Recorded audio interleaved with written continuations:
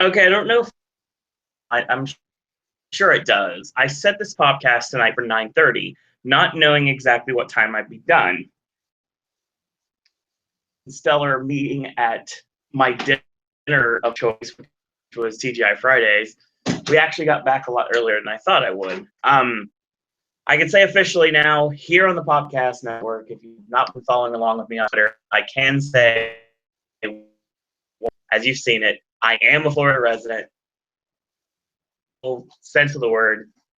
So, yes. And the podcast that we do for Fastlane this Sunday will be live from my brand new apartment.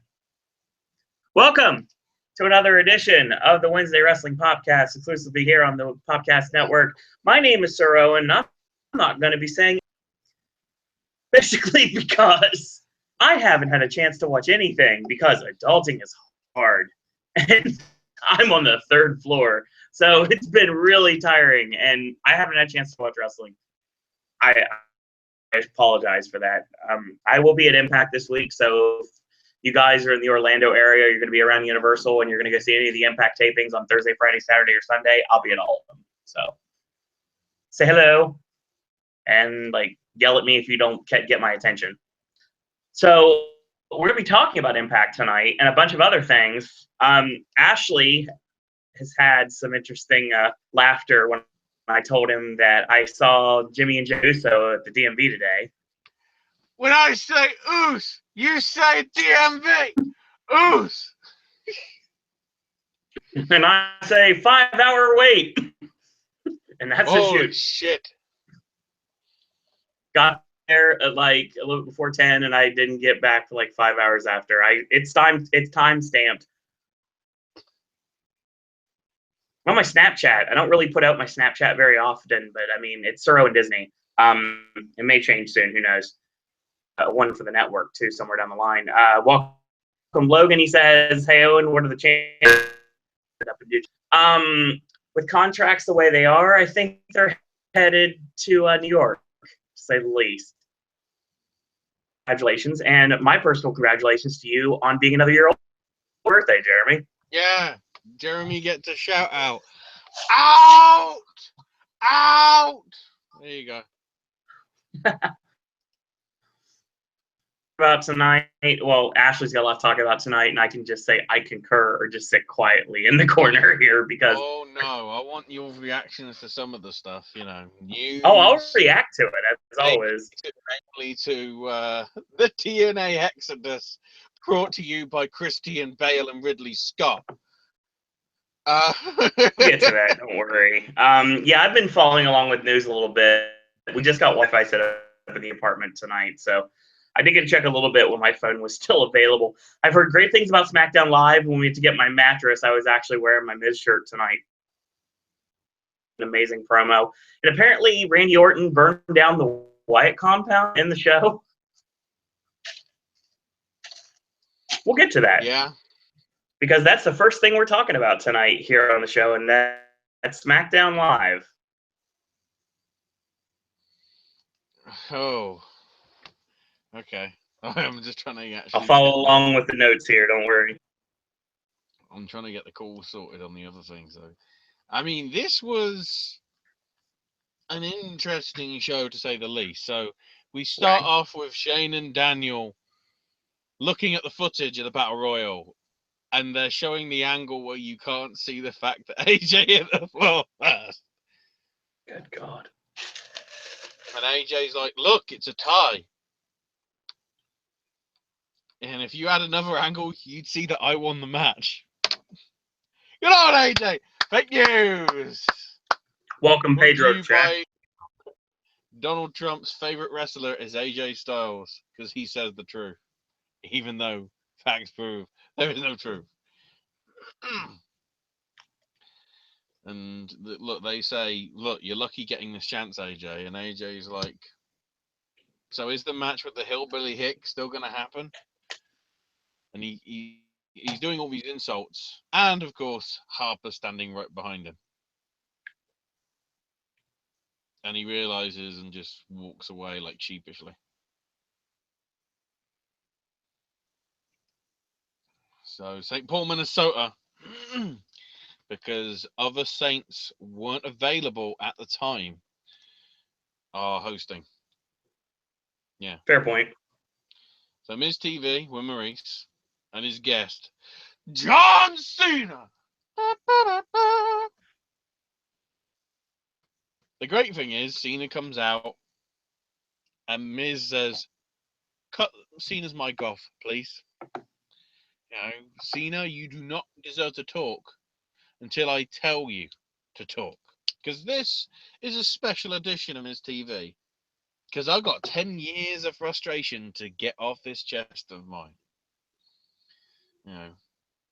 Cena would probably say that Miz's arrogance cost him jobs. And, clearly Cena's word is gospel to the guys that are in control. And says that Cena manipulates everybody that gets in his way. Have you been in a job where you wonder how this guy gets where he is? Yes, That constantly. person, he talks to the right person at the right points, makes the right connections. And the fact is, I work 10 times as hard as Cena, and I'm just the other guy. Well, you tell you what, I'm not the other guy. I'm the Miz. It's funny because Cena wouldn't let me be anything else other than the other guy. And, WrestleMania's right around the corner. And I main evented against Cena, and I beat you, Cena. And from that moment, my legacy was cemented as iconic. But Cena was somehow able to manipulate things just a few weeks later. He turned that big moment into nothing. And you know why? It's because you're jealous, Cena. You're jealous of me. And Miz goes, I'm not the only person that sees through it. You're a hypocrite, Cena. If you don't believe me, you went toe-to-toe with The Rock, Red Rock, the riot act about going to Hollywood and walking away from the company. You walked and talked WWE until you got that little good old phone call from Hollywood. Now, we can't even see you, John. And then some of the crowd, because they're Cena haters, are going, you sold out. And Miz goes, I agree with them. You can play the character of John Cena, but you're just playing a parody of yourself. You are no longer Super Cena. You're barely decent Cena. And Miz continues on. He's like, half the crowd thinks you suck, half will buy any of your merch, even if you do go away. You want to have your cake and eat it as well. You want to be in both places, but I'm the one that's doing all the media to make Smackdown the must-see show. You were gifted a WWE title match, and you manipulated your way into the history books with your title win at the Rumble. There's only one greatest of all time. Woo! And then he goes, look, I know it's a bad woo, but you took the moment away from Ric Flair and everybody else. Cena, you took my chance of getting that title at the Elimination Chamber and then in a Battle Royal. So I eliminated you so you could feel what I felt for a decade from you, John. And I'd do it 1,000,000 times if I had the chance. So Miz goes, okay, turn his mic back on. Now you can talk. And Cena goes, you can go toe-to-toe with me, but you say the same thing everybody's been saying for a decade. Oh, I can't wrestle. I can't act. I manipulate everything. I take away everybody's opportunity. Let me take this theory and turn it into crap. If I had that power, would I be in the ring toe-to-toe and face with Miz so close to WrestleMania? Hell no. I'd be in the ring with The Undertaker. Oh shit, we're bringing booking decisions into... I like this. Cena says, look, it's easier to blame me than anybody else. Half the crowd will chant at the top of their lungs, Cena sucks. I never asked anyone to buy into what I believe in, because you cannot fake hard unless you're Brett. It's something that you feel and see. It's something you know is true. Whether you're with me or against me, you know who I am. But the thing is, who the hell are you, Miz? You're a dude named Mike who shortened his name and bootlegged The Rock's charisma to get a job in the company. Then you came to WWE. You stole Chris Jericho's personality. Then you stole Ric Flair's figure four leg lock. Then you stole Daniel Bryan's moves and gestures. And now you've stolen what AJ Styles has been saying for the past 6 months. You're dressed up as a dude, playing a dude, playing a dude. Are you kidding me? He did a Tropic Thunder reference. You can ask any of the greats, and they will say that they're themselves with the volume as high as it can go. And that's what they believe. I, Miz, think you are nothing more than a trend-hopping, joke-stealing shell of a WWE star. You think I'm angry about what happened? While you, Miz, you blame everyone else, I'll stand up and keep fighting. The next time we talk, don't bring a knife to a gunfight. You are not the Undertaker. But if you press me again, you're a dead man. So all of a sudden, Maurice pipes up and says, because I think Cena's about to walk out, and Maurice goes, "You do not leave this ring until we say you can leave." You're half the man, John, than my husband ever is. Your problem, Cena, is your ego. You're a control egomaniac freak. The bigger the ego, the smaller the package. Oh! I don't get it. Maurice tells Cena to respect this. Slap across the face. And Cena just went, utmost respect. Maurice, you made the biggest mistake of your life. Here comes Nikki Bella's music, and she runs out, and Maurice and Miz run the fuck away. Nikki goes, "Look, if you mess with my man, I will break you, bitch. You can get away with saying swear words because you're sucking the dick of the man that runs the company. And I don't mean Vince this time." Well, I mean, if you're going to put a program like this together where people want a big match for Cena at WrestleMania, because it's WrestleMania, and they're throwing away a mixed tag match, and obviously this was going to be Ambrose and Renee was going to be the original mixed tag with Miz and Maurice, if you believed any early rumors. Cena in this match, they got to put like nuclear heat on this storyline. And it seems like they're doing just that right now. They've done it right. That promo went way more honest than quite a lot of promos have done in recent months. Serious John is always the best. When Cena is at his most serious, he's just... John Cena is a serious man. Directed by the Coen Brothers. Directed by the Coen Brothers, of course. So we start. So first match, the 2 out of 3 falls match between Becky Lynch and Mickie James. Overall, pretty strong. Right. As you'd expect from these two. Probably actually did deliver. First fall came with Mickie getting a kick and then hitting the DDT.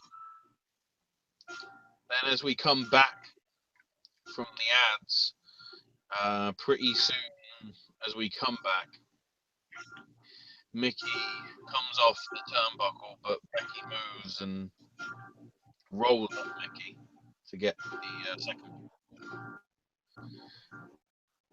And then the third fall, pretty quick as well. So Alexa tracks the referee after Becky basically avoids the mitt kick and rolls her up, but Bliss ref. But then Mickey bumps into Alexa, gets a near fall with a roll up. Becky kicks out and immediately locks on the disarmer. Mickey taps. Overall, pretty good, I will say. Somebody's playing games. Yeah, it's games in the background. So then Luke Harper's got a promo and says, "I've always been fighting a constant battle with them inside, but I've made peace with them now. Now they help me because I've got new eyes and I can see what true evil is. Bray, I'm not afraid of you. And when I win and earn my chance to face you at Mania, you are going to be very, very afraid of me." So then we got Bray with a promo and says, "Look, may the best man win. The whole world will want to hear what I have to say tonight. But I will be joined by my brother, Randy Orton. Glory be to me, the holder of the Holy Grail. The God you know is Bray Wyatt." So now Alexa Bliss is in the back with Dasha, asked about the plans backfiring and whatever, and Alexa's like, "The first question should be about my title win last week, not about Becky Lynch. I'm the first two-time Smackdown Women's Champ. It's so unexpected. It's such an honor to represent the brand as the champ. And it's a team effort." And she thanks herself for being such a great athlete and thanks Naomi for having such bad knees and horrible coordination. Shots fired. Apparently we're going real now on SmackDown. But That's what it looks like. Natalia interrupts and congratulates on Alexa and Mickey. Oh no, because Natalia got the win last week. I guess they congratulate each other. And it's Alexa says, "My win was pretty historic." Natalia's like, "We're both championship caliber talents. And it's all about you, Alexa. At least until I take the title away from you." So now we got Renee with AJ asked about the Luke. And AJ's just like, "This is bogus. I know that Harper's foot hit the ground first. Thing is, I love this. It's like he is actually the ambassador for fake news. He says he'll win tonight and will go in his rightful place where he belongs, the WrestleMania main event. So then, AJ versus Bray. Interesting. So, Styles gets the phenomenal forearm, hits it, gets the 3 count, but Harper's foot was on the rope. So AJ's won. But Shane comes out and says, considering the significance of this match and the fact that Luke Harper's foot was on the rope, we're restarting the match. Obviously, pretty pissed. Arguing on the apron. So Harper goes for a super kick. Okay. But Styles dodges and super kick. Shane instead gets the super kick rather than AJ. Throws Harper into the ring post, leaves him on the floor, and hits him with a springboard 450. and gets the win. Interesting. So Very interesting. AJ versus Bray Wyatt. Very interesting.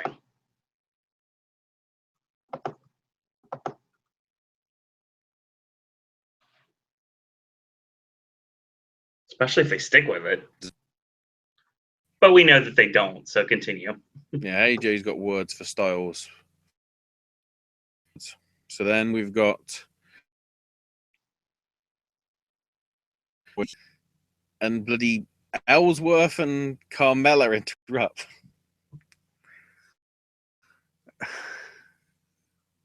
And Carmella asks Ellsworth, would you let Nikki get away with that? And James tells Nikki, don't talk about my friend who is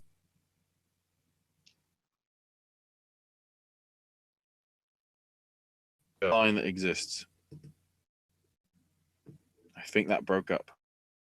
A little bit.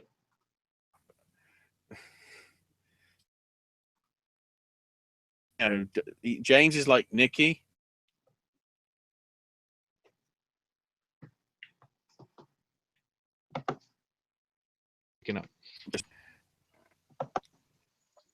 Nikki tells James tells Nikki to not talk about her friend who is a girl like that. Nonsensical natured stuff going on. Perhaps if I didn't have it on this thing, if I didn't have it actually be working. I can't do anything because the computer's being shit. Brilliant. We'll go like this for the time being. While I'm in duo sound and solo sound and whatever. Oh, that solves that then. So I decided to crash. Brilliant. And Cena interrupts on this front. And Nikki goes, I've got an idea. Why don't we set up a match next week? Ellsworth and Carmella versus the two phonies. It's like they're even acknowledging, so if we're the fake ones, so be it. We're fake. You're real. Let's face you. Let's prove it. So AJ Styles is walking in the back, and Daniel Bryan stops him and congratulates him on winning.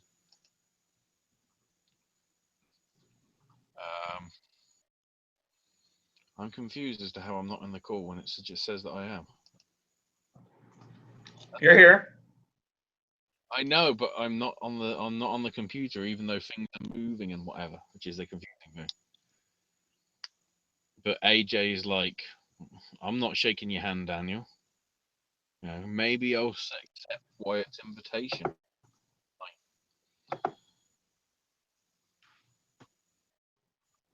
So next we've got Ambrose versus Kurt Hawkins.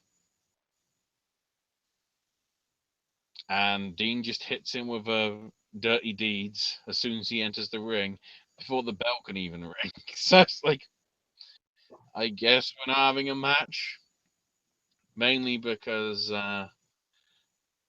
Dean says, over the years, I've learned quite a few life lessons. One of the most important is when you push back. And I've been pushed, prodded, left, and dead. But, Baron thinks I'm just going to lay there. It's time for a tough life lesson, Baron. That's messing with me. It's a bad idea, son. And if you don't believe it, how about we find out right now? Baron Corbin appears on the screen. Says, if you want to fight, too bad. I don't come out when Dean. And Dean goes, look, I didn't validate my parking, so I've only got 15 minutes until I've got to get out of here. Baron goes, you cost me WWE title at the chamber. You were a speed bump. Just a speed bump on my way. Now you're a deer standing in the highway. Sure, there's similarities between us. You love pain, and I love handing out pain. You say there's no line you won't cross? Let's see if you cross it. And Dean goes, well, here's another lesson for you, son. Stop copying ideas from Brian Kendrick. I mean, don't start, not finish. So now we've got Neville saying, how can you take Jack Gallagher seriously? Tonight, I will show Jack why I am king of the cruiserweights. So it's time for your main event. Yeah, your main event is the chairs match. Are you kidding me? Apollo Dolph Ziggler. Yeah. This is your main event. A talking segment. Matches. 23 matches. It's all right. Basically, it gets into the only time it gets really interesting. Obviously, there's chair stuff throughout, but Ziggler hits a drop toe hold onto the edge of a chair with Cruz, sort of in his sort of neck area, and Cruz is making out that he's having trouble breathing. And Ziggler picks up Cruz and drops him on the top of the chair again with an atomic drop and gets the 3 count. Ziggler is evil, and he's getting cheered because they like him being evil. Well done, WWE. Catch 22, motherfuckers!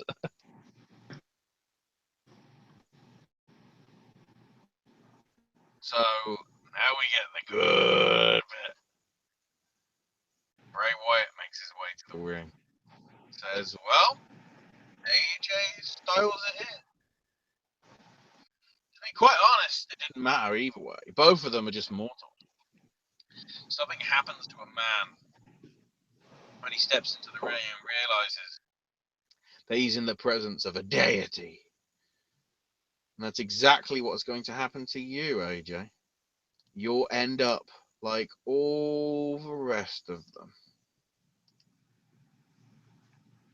And when that bell rings, you're going to feel the spirit of Beelzebub.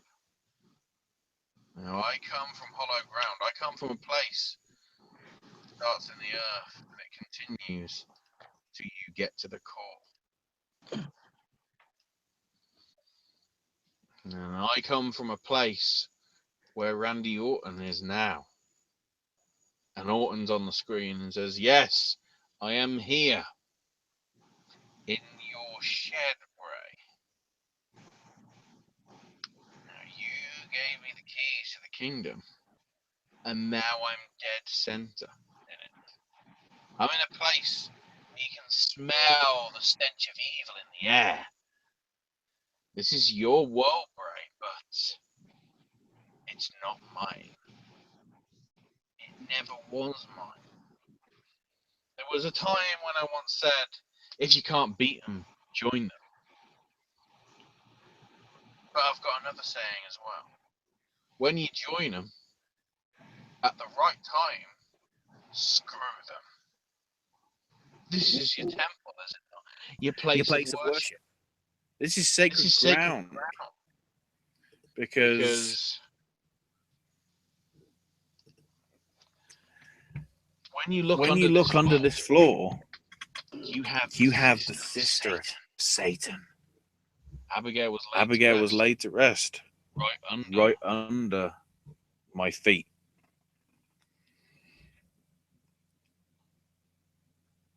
And Randy's got a pickaxe and says, what's left of her, Bray? How long's it been? How long's it been that the maggots and the worms have been eating her flesh and bones? All that's left is her spirit. The only thing you are, Bray, is helpless. You're stripped of your powers and ready to explode. Your black heart's beating through your chest because I might find out what makes you tick. I will burn the spirit of Sister Abigail, and as long as you are the master and I am the servant, I will pledge my loyalty to you. And in just a few moments, I will be the master and you will be the servant. And he throws down the pickaxe, grabs a can of fuel, pours it all over the shed. And Randy goes, I'm coming for you, Bray. And I'm coming for your title at WrestleMania.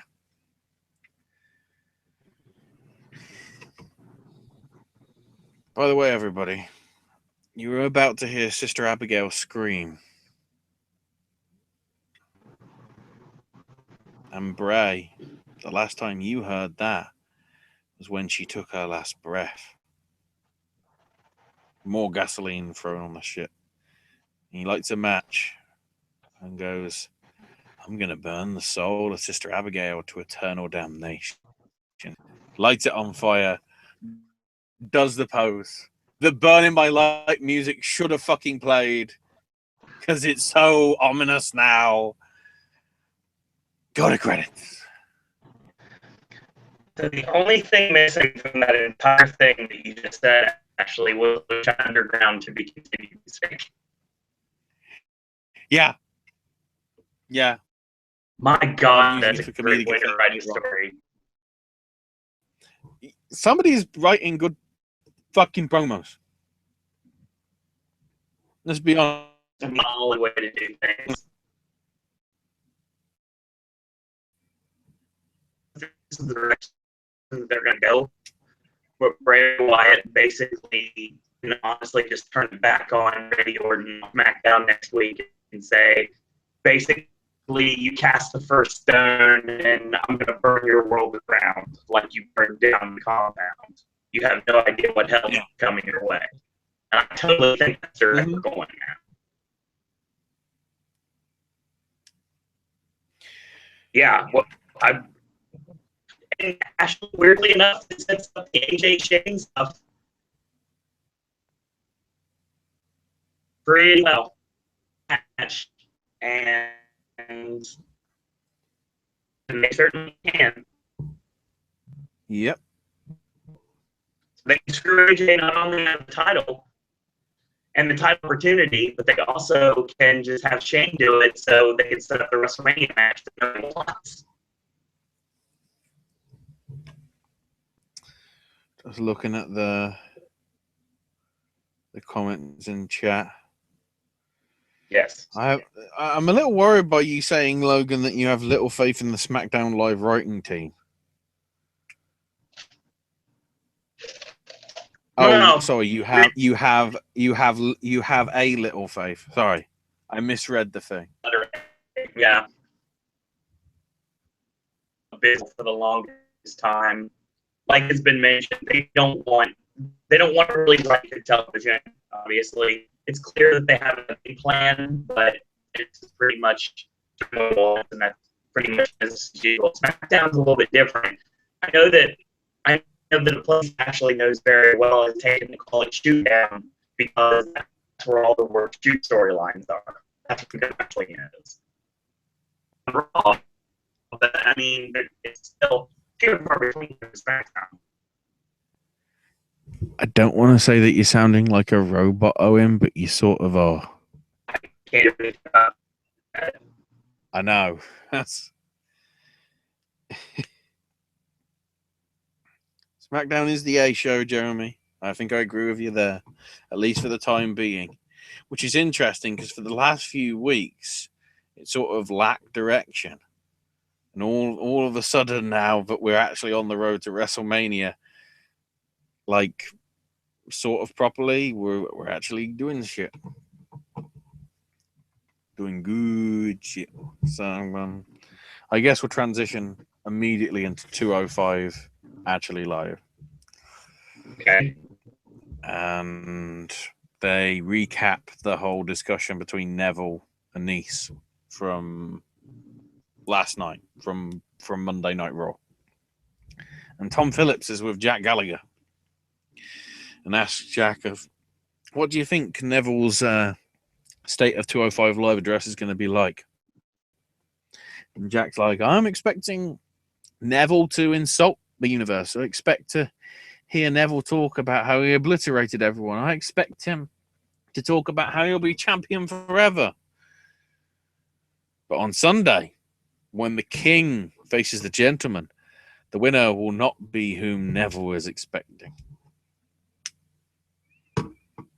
What if Neville is expecting? What happens then? That totally ruins your argument, Gallagher. I found a loophole. Fake news. So now we're starting off with Lindsay Dorado versus Noam Dar with Alicia Fox. Did they put the emphasis on Fox again this time, or did they just call her Alicia Fox? They foxed it up a bit. They didn't like go too overkill. Yeah, it's been like completely like solemn, like Alicia Fox, and it's completely taken away sizzle that's been happening. I think they did. They did to some extent because it's like Mauro and Corey, and obviously it's more Triple H's sort of watch than it is Vince's. Even though Vince obviously does have basically final say on the stuff, whereas he doesn't have as much final say, obviously with the NXT stuff. But Of course not. They still had a bit of it in. Swan was watching, of course, for these. I noticed that King Ross pointed it out today.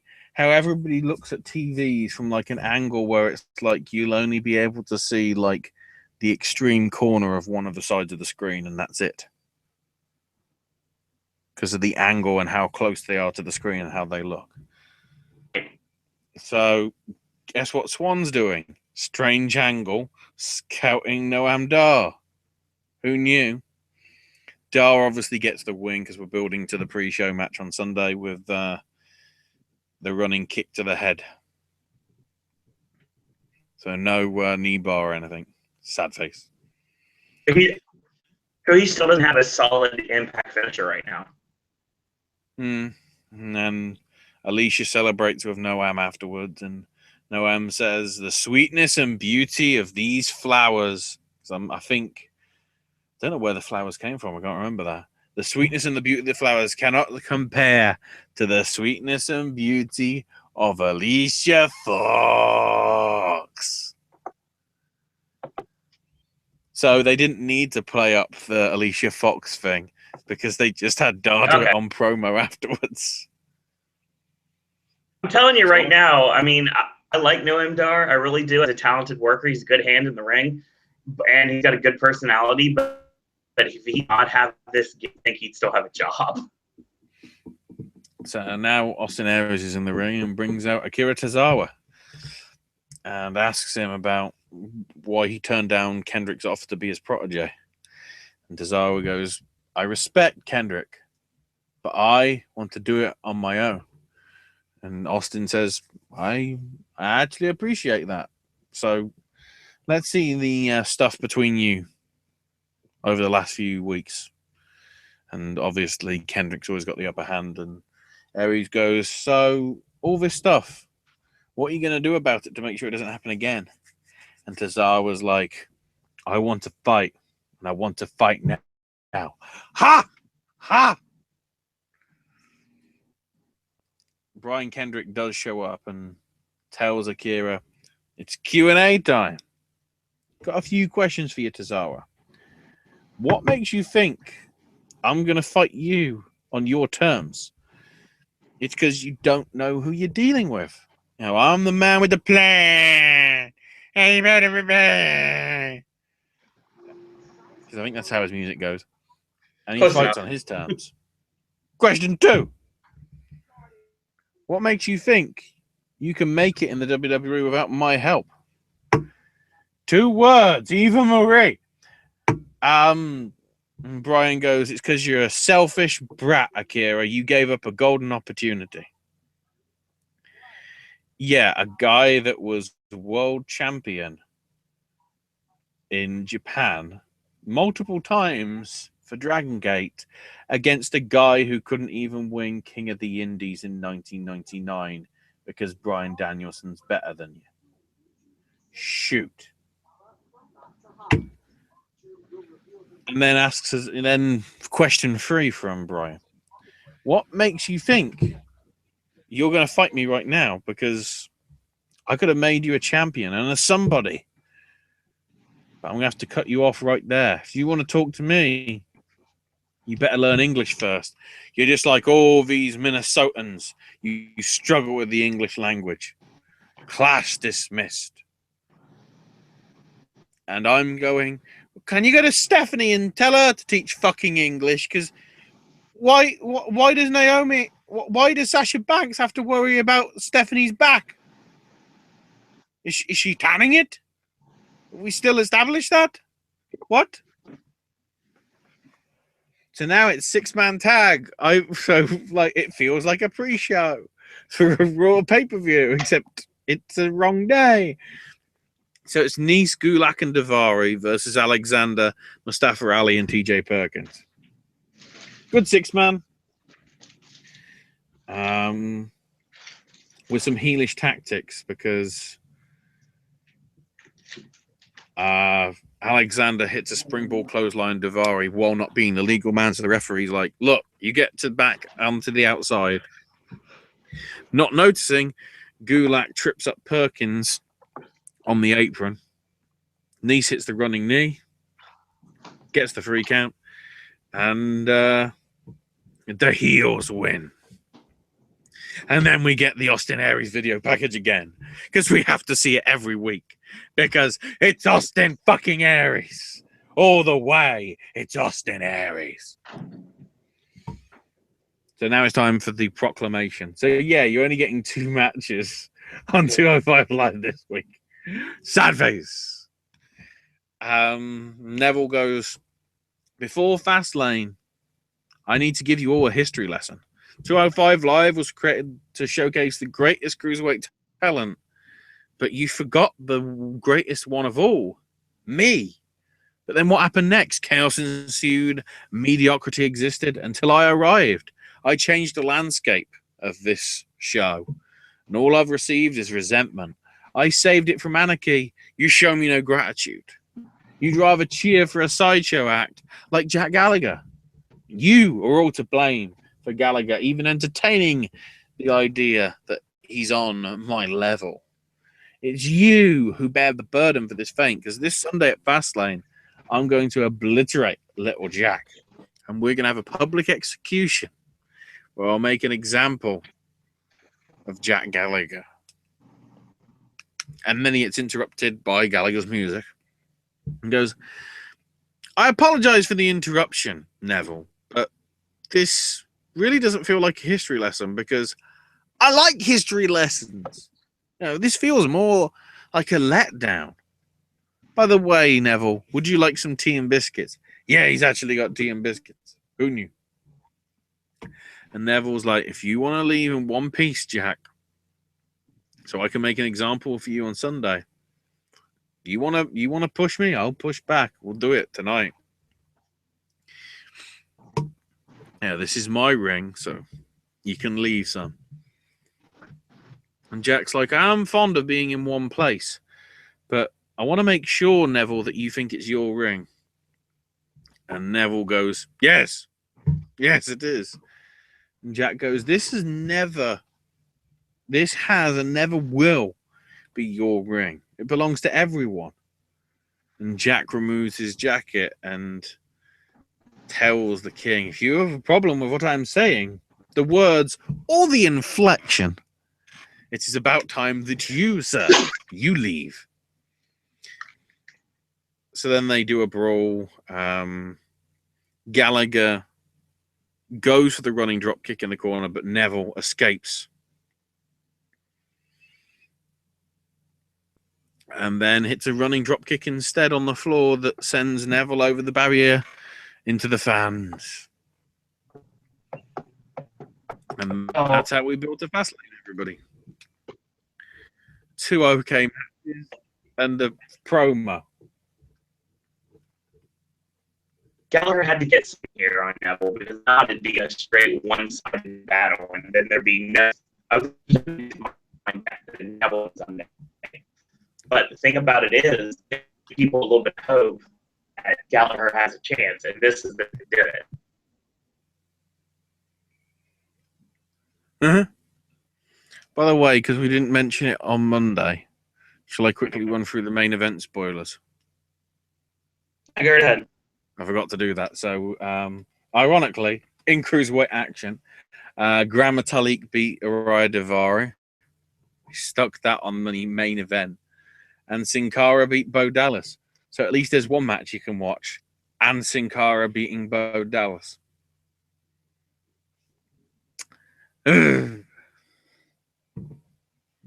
What's next, Owen? Of course, as always, oh boy, I'm a little bored about this. We're moving back now. Okay. I had to say it because the way the call was breaking up, I was like, I need to hear like the right syllables to work out what it is. So yeah, we're going on to fuck it. I'm still calling it TNA because screw you, Anthem. You're killing a company. I thought Dixie was bad. Trust me, she is, but you're not great either. So we're at the Hardy compound. Irony of ironies. Broken Matt is seeking the advice of George Washington, his pet giraffe, and isn't sure what to make of the vision that he should go back to his Egyptian roots. But George has some good advice, apparently. And now Matt's in the Doma deletion and trying to talk some sense into Vanguard 1 about his drinking problem. And Brother Nero arrives and says, look, I got here as fast as I could. And Matt says, we need to go on an odyssey. I fear that I may lose my powers. So I want to store them in your vessel for safekeeping. And Nero's like, all right. Matt puts his hand on his brother. And he manages to transfer his essence into Nero. And Nero has a premonition that Matt is going back to their Egyptian roots. And Matt tells Brother Nero to wish him luck and touches Vanguard 1, and they both disappear while Nero staggers back like, whoa, what's going on? Keep in mind, this angle is now going to go fucking nowhere because they don't want to sign him. We'll get to that in a minute. And then we got the wedding coming up. But we're properly kicking off the show with Cody and Brandy. And Cody says, look, the last time I was here, my time got cut short by Bobby Lashley, but that's not why I'm here tonight. Because I'm here because of Brandy. Or as I hear some people are calling you, Mini Moose. You know, this job of wrestling can take you away from your loved ones more often than not. And I want Moose to come out here so I can personally thank him for helping Brandy out. And on behalf of the entire Rhodes family, I want to thank you, Moose, and that you're one of them. And Moose goes, look, I'll tell you what I told Brandy last week, Cody. You've both got my number. I'll have you back anytime. And Cody looks at Brandy and like, do you have Moose's number? And Moose goes, look, you're taking it the wrong way, Cody. But Cody's like, shh, no. This is Wrestling Business 101. I'm away. They're training together. You're teaming together. Are you going to sleep together? Like, Cody, you're better than this shit. I don't know why. Why do you still want to be in this fucking company?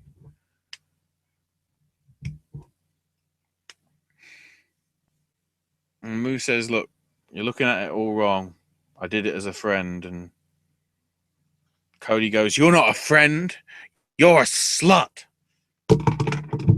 I'm sorry I keep throwing my pen, but it's like, who is scripting this shit? And why isn't it Jeff Jarrett? Because then I can have a very good moan.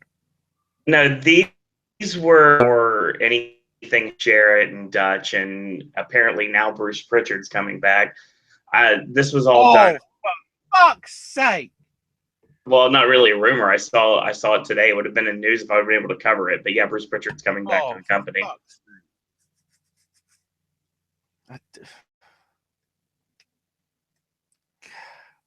I'll get to that issue in a minute because somebody made a very good point on a message board. Right. And Brandy's like, is this a joke, Cody? And Cody goes, yeah, sorry. It was in bad taste. Cody kisses Brandy, shakes Moose's hand, takes another dick. Brandy's losing her shit. Cody's just beating the shit out of Moose. Brandy's checking on Moose. And then Cody grabs her by the arm and says, you're coming with me. And then shoves the cameraman out the way as they go backstage and tells the cameraman to get away from his wife.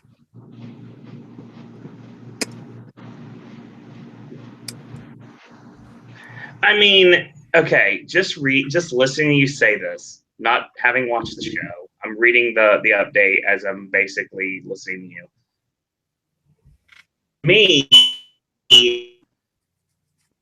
Cody was a strong baby face, and then they turned him, and then they're doing this feud with Moose, which makes me think they're going to try to bring the Bullet Club into TNA.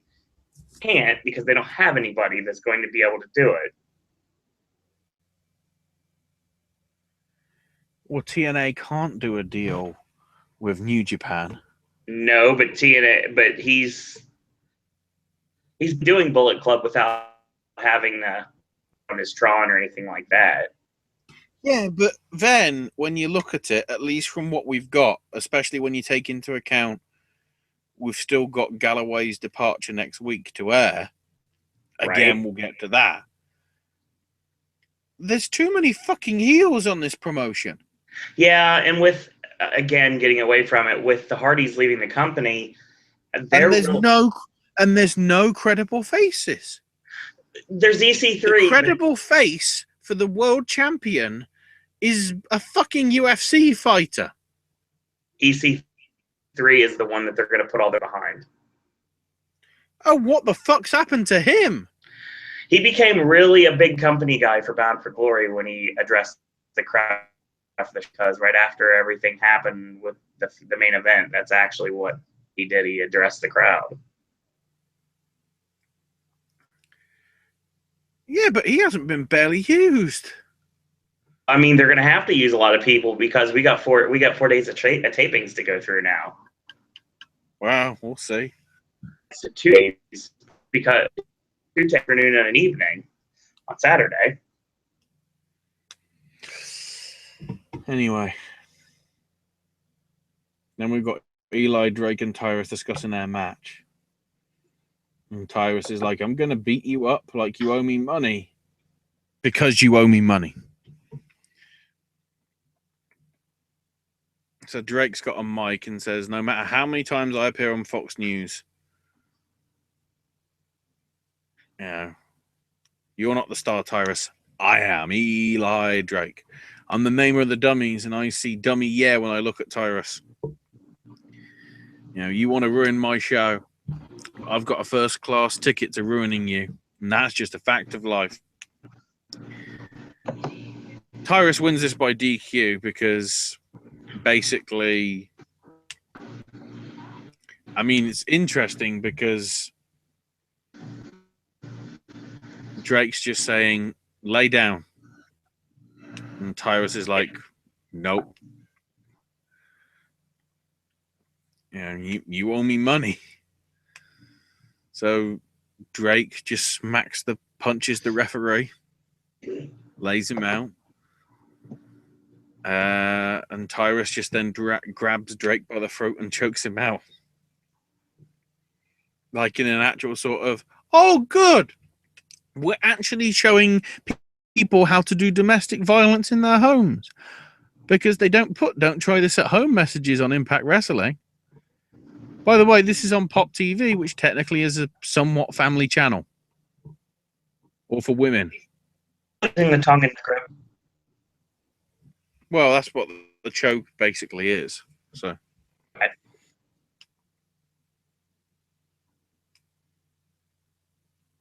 So then Drake gets the mic and goes, how about I give you a raise, Tyrus? And Tyrus is like, all right, gives him a hug, and they celebrate. What? Yeah. Are we literally trying to present this so it looks like it's got no thread? Whatever. Let's get to the interesting bit. And I never thought I'd fucking say this. Let's get to the wedding prep, because this was one of the best things of this show. That's depressing. But in a way, not. Because the payoff actually might mean that this wedding stuff would mean something if the two people that are intrinsically enwrapped in this plot aren't in the fucking company anymore. Are you right, Jeff? So Well, Maria and Sienna are getting ready. Oh no, we'll get to that shit. I know. Maria and Sienna are getting ready. And Laurel's a very grand looking wedding dress, which she got shipped in from Italy off her daddy's credit card. Whee! Steal shit. And Maria's like, oh my word, you're so tall and beautiful. But, you know, Allie's late. I told her to be here with the rings. And Sienna's like, look, I'll text her. And, you know, she better get here if she knows what's good for her. So now we're in Cameron. And a boat has appeared where Matt once stood. And Brother Nero's like, oh no! Broken Matt's turned into a boat. And then Matt shows up in Egyptian armor and goes, I was named Anuaki. And Skarsgård, he is no longer a dilapidated boat, but a golden ark that will house all of the tag team titles that we will win. I know now what we need to do to go for the expedition of gold. So both grab Vanguard 1 and both disappear. We'll find out where they go. So then Jade comes to the ring and says, look, the issue between me and Rosemary isn't over. Contracts say otherwise, bitch! We'll get to that. And Jade wants Rosemary because she wants the title back. And Rosemary says, you know what, Blue? You're a valiant warrior for the light, but you should be trying to save yourself. But we'll do it for you because there's an entire division waiting for their decay. And we're finished with you. And Jade says, I'm not done with you. You know, you accepted my invitation to Monsters Ball. Sure, I've still got the scars, but... And then, for some reason, she calls her Red. So it's like, this is actually Red versus Blue. Okay. But it's like, if you want to know, you know, do you want to know who the better knockout is? Or do you just want to get rid of me? And Rosemary's like, yes. Jade for a last woman standing match. And Rosemary says, if you want to put your soul on the line, one more dance with a demon, it's yours. You know, you want it, you got it. And Jade says, last woman standing's my game, and that belt's going to be coming home with me. So now, back to the wedding. Braxton Sutter's backstage stressing over what is going to happen tonight. And, like, he sort of doesn't want to go through with it and says it to Mike Bennett. And Bennett's, like, trying to give him a pep talk about it. But Braxton's just like, all I'm thinking about is Allie, man. And Bennett is like, don't worry, Maria is taking care of her, but nothing's going to stop the marriage tonight. And gives Braxton a bottle of the wine and says, you know, when things get tough, that's what I go to. You should use it as well. After the contract ended, how many fucking bottles of wine are you on now, Mike? Because you're better than this. You shouldn't be on wine. So then we get Bram versus Jesse Goddard. Who the fuck knows? I guess this is your X Division match because there is no X Division anymore. Basically, Bram gets put in the Adonis lock but won't tap. So Goddard throws him into, or throws Bram into Kingston, who was like on the apron. And Jesse Goddard hit a sunset flip on Bram and got no follow-up on that. Just that. So now we're back into the Hardys in some mystery locker room. That are here to find tag team champs, but instead confronted by the Mid-Atlantic Outlaws, who are the rightful number one contenders. And Matt goes, "We must face these outlaws of Mid-Atlantic to earn the contendership." But then one of the guys in the locker room goes, "You do know Mathis and Rage haven't lost in nearly 12 years. And, you know, I think you can be... I think, you know, I can be your... You can be my ticket out of here into a better life." And so he asked the Outlaws to do the right thing and to step aside. And they agree to do it. Everybody shakes hands. And then the Hardys lead everybody out of the locker room in a delete march. It's like, okay.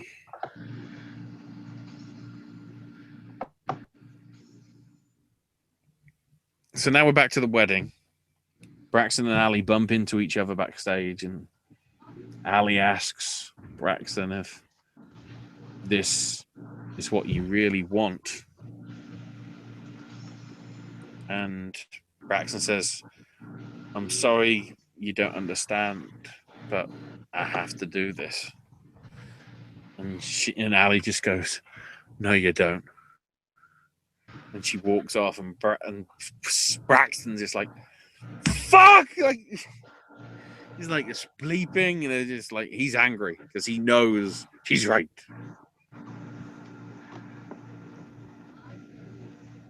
So this is the fucking interesting thing. The Hardys have found Mathis and Rage.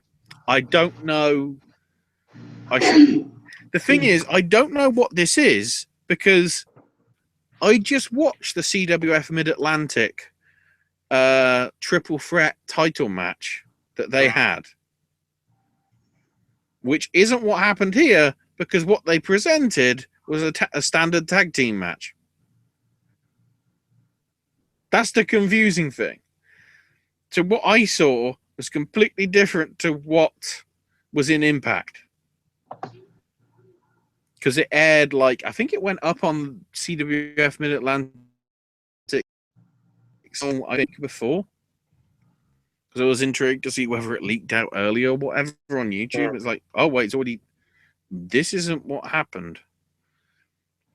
So Mathis and Rage accept the challenge. But then that they decide that the match is going to be a shoot. You know, it's not going to be like, oh, we're going to let you win. It's like, we're going to beat the shit out of you. So it's like Jeff's getting screwed up, makes the hot tag, and they destroy Mathis and Rage. Jeff puts one of them into a trash bin and rolls him down the stairs. What? Me that Ron Mathis, somebody that I've worked with before, someone actually curbed a long time ago, Rocky Rage were the team that was representing CWF Mid-Atlantic.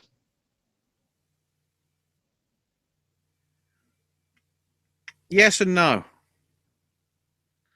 Because like you, they were not the people that were representing CWF Mid-Atlantic in real life. No, they weren't. So this is actually alternative reality. This is the confusing thing.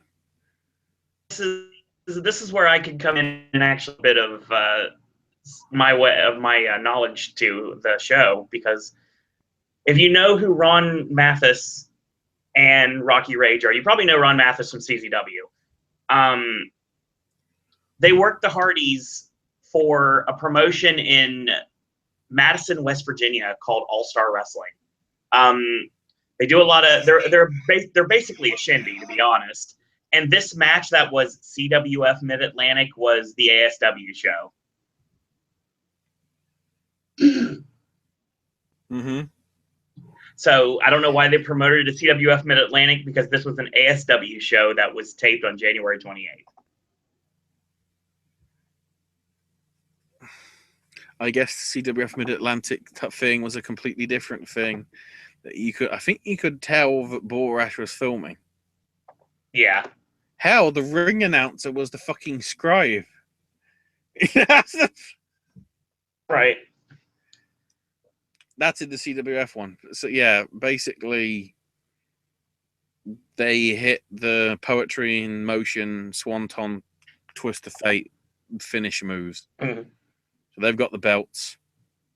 Then all of a sudden the ring fills with wrestlers who start doing the delete chant. And then the fans start joining in. The Hardys teleport back to the Dome of Deletion. And then, rather than the magic bag, they're putting the belts in Skarsgård. And then Skarsgård begins smoking. Not on fire, honest. So random. So Bobby Lashley's on commentary because it's time for Josh Barnett versus Bad Bones.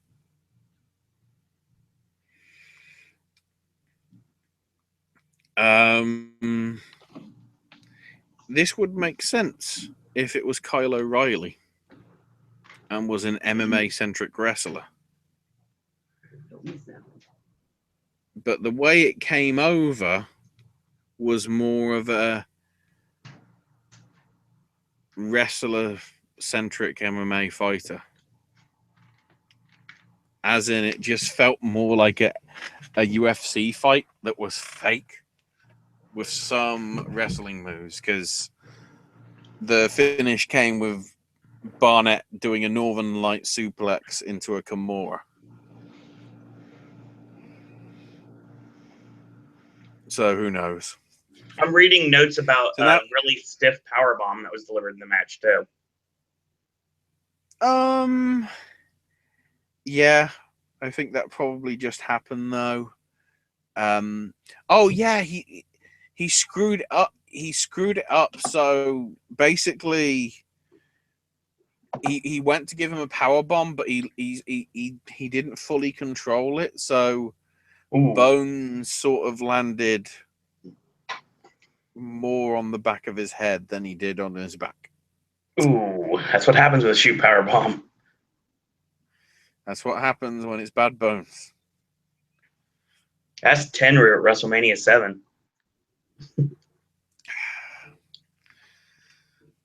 So then we get the X Division title match between DJZ and Trevor Lay. You know, we do get an X Division title match rather than the only reason I say that the X Division stuff is like, as in it's filler. You know, they had a good match, admittedly, Right. albeit short, between Trevor and DJZ. Helms did make the distraction, allowing Trevor to just get a roll up on DJZ for the win. Afterwards, though, DJZ attacks Helms for the, interfering. It gets blindsided by Lee, and Gregory slides in a chair, and he's going to give him a concerto on his ankle. But Andrew Everett comes out, makes a save, missile drop kick, taking both the bad guys out, and then does a good old Spike Frankensteiner on Trevor Lee. And then a shooting star press. And then Maria finds Braxton to make sure that there's no second thoughts. And Braxton's like, this has got way out of control and it needs to stop. And Maria's like, oh, it will stop when you're married, because you know what will happen if you don't. Yeah, you'll leave the company because they didn't offer you more money. So here we go. Wedding time. Braxton and Mike come out first. Bennett is off his fucking tits. He's probably He's drunk. so fucking drunk because he realizes this is the last time I'm going to appear on fucking television. So I might as well go out fucking drunk. The great thing is like Bennett just comes and goes to the bloody the vicar or is it minister, vicar, both, neither. I've never heard the word vicar before, but yeah, Is basically it like Eric a Bischoff minister. in disguise? Yeah, it's Eric Bischoff's 3-minute warning. Well, priest, whatever. No, priest will work. It's Matt Tremont. Bloody yeah, Father Matt. Ha! It's Akira Tozawa again. Exactly. And it comes back to CZW because of Ron Mathis. Continue. Bloody Bennett gets the wine bottle and goes to the priest. Do you want some, mate? And the priest is just like, not at the minute. This is the second time that Bennett's got to do an angle that's involved food and drink and Impact, because the last time I saw Bennett and Maria was the Thanksgiving episode of Impact last year. Oh, yeah, that shit. Where he kept eating the food and trying to throw it to us at ringside. That one. So Braxton goes to his spot, and then here comes Spud and Aaron Rex to be the Flower Girls. It's like, Of course. This is the only bit of this bit that I'm like, this doesn't need to exist. So then Sienna and Maria come out. And then as we get to the break, we don't see anything because after the break, here comes Madame Laurel. And, she does look pretty awesome. And Maria goes, this is going to be the best wedding ever, apart from mine and Mike's. And then orders Ali to come out with the rings now. And hang on. I need the right music. Oh, no. I need the right fucking song. I need the right fucking song because it needs to epitomize how she looks. Oh, God damn it.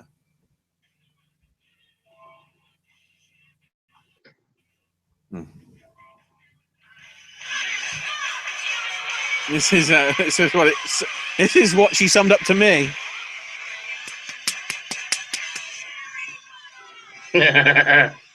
Nice.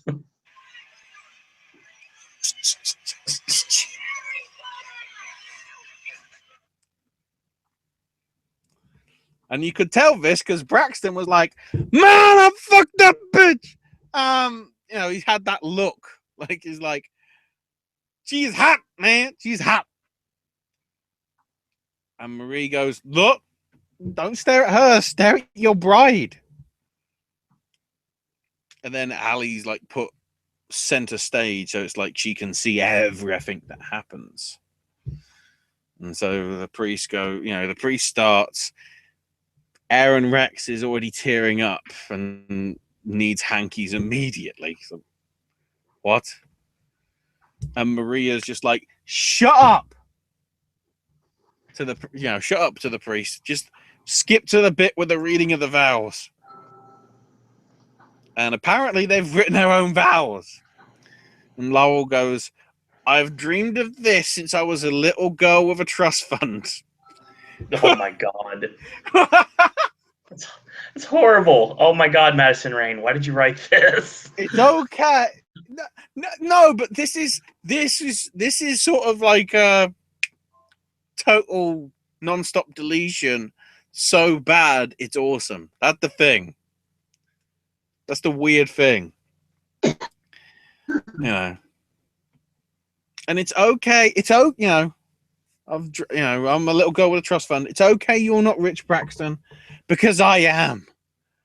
And all that matters is that one of them has got lots of zeros in their bank account.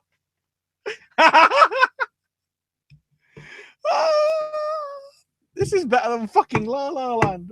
I'm sort of not joking. That's the sad thing. I can't wait to buy you a totally new wardrobe, Braxton, and to be Mrs. Van Ness Sutter forever. It's a bloody long surname. And Sutter's like, sorry, I forgot to write my vowels down. I don't know what they are. And Maria's just like, okay, next bit. And of course, the priest goes, if anybody here has any reason why these two, but Maria goes, no, we're not doing that either. Ali, why did you not cut that out of the deal? So Ali brings the rings over, but trips and drops them, and Maria goes, stupid bitch, pick them up. So it's like, do you take Braxton to be your husband? And she goes, yes. And Braxton's said, will you take Laurel to be your wife? And he says nothing. And Laurel says, go on, you can say it. And he says nothing. And Laurel goes, say it now. And he says nothing. And then he says, I'm really sorry, but I won't. And Aaron Rex is like, actually Liberace. He's like, oh no! It's like he can't. He's like, Braxton says, I don't take you to be my anything. I cannot stand being around you. And trust me, there's a guy out there that will make you completely miserable someday. But today is not that day. And I'm not that guy. But anyway, besides that, I'm in love with somebody else. And it's Ali. I'm sorry that I never told you before. But I love you, Ali. And Maria's just losing her shit. And, she's losing her shit. And she goes, have you lost your mind, Braxton? And Braxton goes, Maria threatened to fire you. And that I would never see you again, but I'm in love with you. And Maria says, wow, you put your big boy pants on today, Braxton. By the way, there is something I can do about it. Ali, you're fired. And then Ali goes, I'm sorry, you can't fire me because I won't work with a monster like you. I quit. So Sienna grabs Ali, but Braxton makes the save. Sucker punches Mike, who's obviously drunk, so he's in no fit state to do anything. Bloody Brooke Tessmacher runs out, attacks Sienna. Robbie E runs out to attack Bennett. Why the fuck? I'm trying to remember the angle as to why that's happening. And then the only people left standing, because apparently the priest, got murdered or something. The only people left in the ring are Braxton and Ali. And they hug. And they kiss. Maria's losing her shit. Laurel's losing her shit. Braxton and Ali celebrate. Fights all around. And then just the perfect thing to close this. Laurel Van Ness just grabs Mike's bottle out of his hand and just downs the entire wine bottle. And end scene.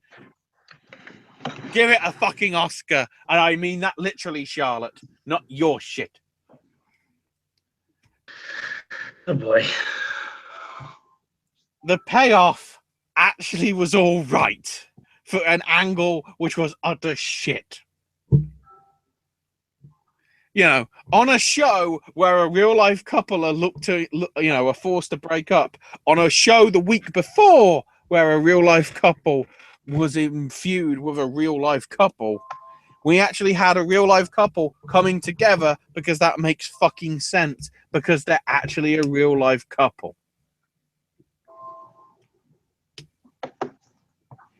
That's how we end Impact, and that's how we end quite a few people's careers on this show.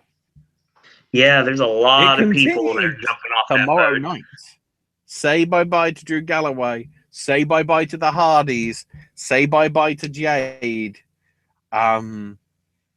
Say bye-bye to probably a shit ton of other people as well. I know for a fact that they're bringing in a lot of like indie talent to work this show and work the tapings these next 4 days.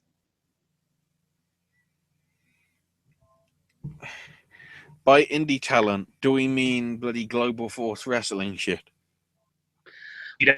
WIs and girls will probably be on the show. I mean, you set up that storyline with Rosemary and Jade, and now Mia Yim took her just bombed out. A lot of storylines are going to have to go from like basically point one again. Well, remember, very curious to be there. That's the other name I didn't mention. Jade is going, because remember, next week is the last woman standing match. Oh, no, she's gone. Yes, no, but I'm saying tomorrow. Not what you're watching live. I'm talking what airs on television.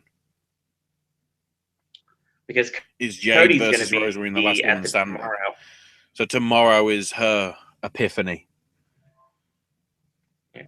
Cody's going to be at the tapings tomorrow too. So yeah, we know that. Or he's taking on Moose live, even though it was taped 6 weeks ago. Yeah. I think I'm told to say that.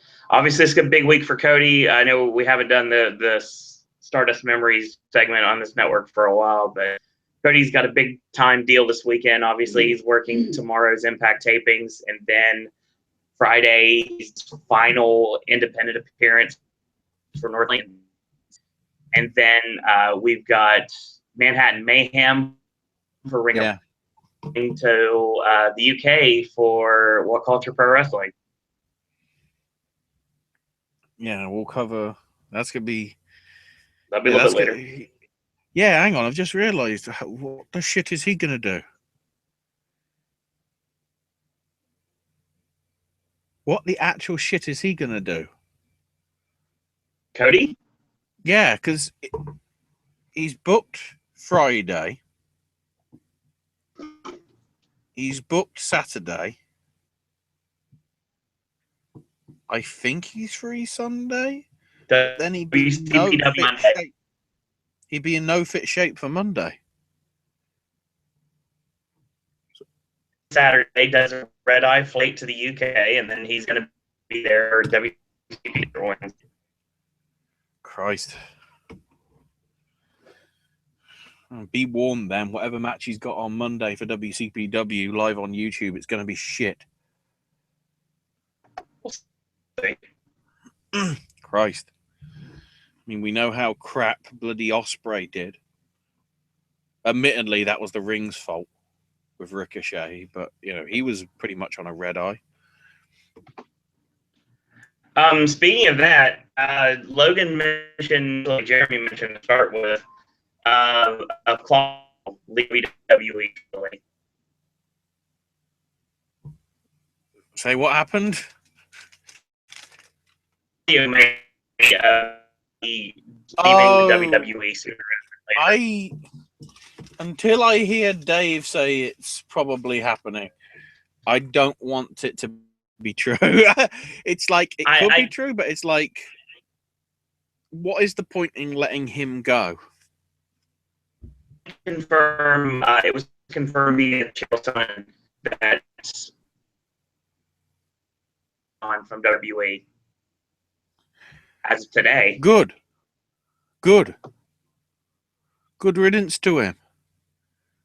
He's the worst Money in the Bank winner and the worst WWE or World Heavyweight or Universal Champion that company's had in the past 7-8 years. If you're since he won Money in the Bank and won the title. if you are a Jack Swagger fan at all, anybody that listening to the network right now might be. If you are, you probably would like to know that on Chael's podcast, he basically said that it was contract negotiation that was not giving him the value that he thinks he's worth, and he wasn't able to provide for his family like he had in the past, and wasn't getting many opportunities. And he says that he's looking forward to working in Japan and Mexico and the UK. WCPW, get on that. I have a feeling we're going to see Jack Swagger show up in the UK very soon. All Guaranteed. the fucking shindies. He also is talking about, he said his specific words, if I'm going to keep on wrestling, if somebody wants to pay me to get into a cage, I'm down. So he's also planning potentially to do some MMA stuff as well. Hello. Hang on. So he's officially not under contract anymore. WWE, he asked for them for the release, and they granted it. So yeah, he's done. What makes me think Double J is going to use him this weekend? I wouldn't, if he's able to be used, I wouldn't be shocked at all to see him this weekend. I would not be shocked to see him at all. That's the sad issue. The most credible threat for Bobby Lashley is a fucking pothead named Jack Swagger. TNA doesn't have much of a wellness policy, and they don't have anybody like Kurt Angle anymore. So no, but you know, weed the people. Weed the people, exactly. Weed the people. Timbo says in chat, welcome Timbo. He says Karen Angle is going to be returning. Yeah, obviously. Karen Jarrett will definitely be back on the show. I was getting confused then. It's like, wait, she's divorced, bloody Jeff? Has she not got her gold either? That's funny.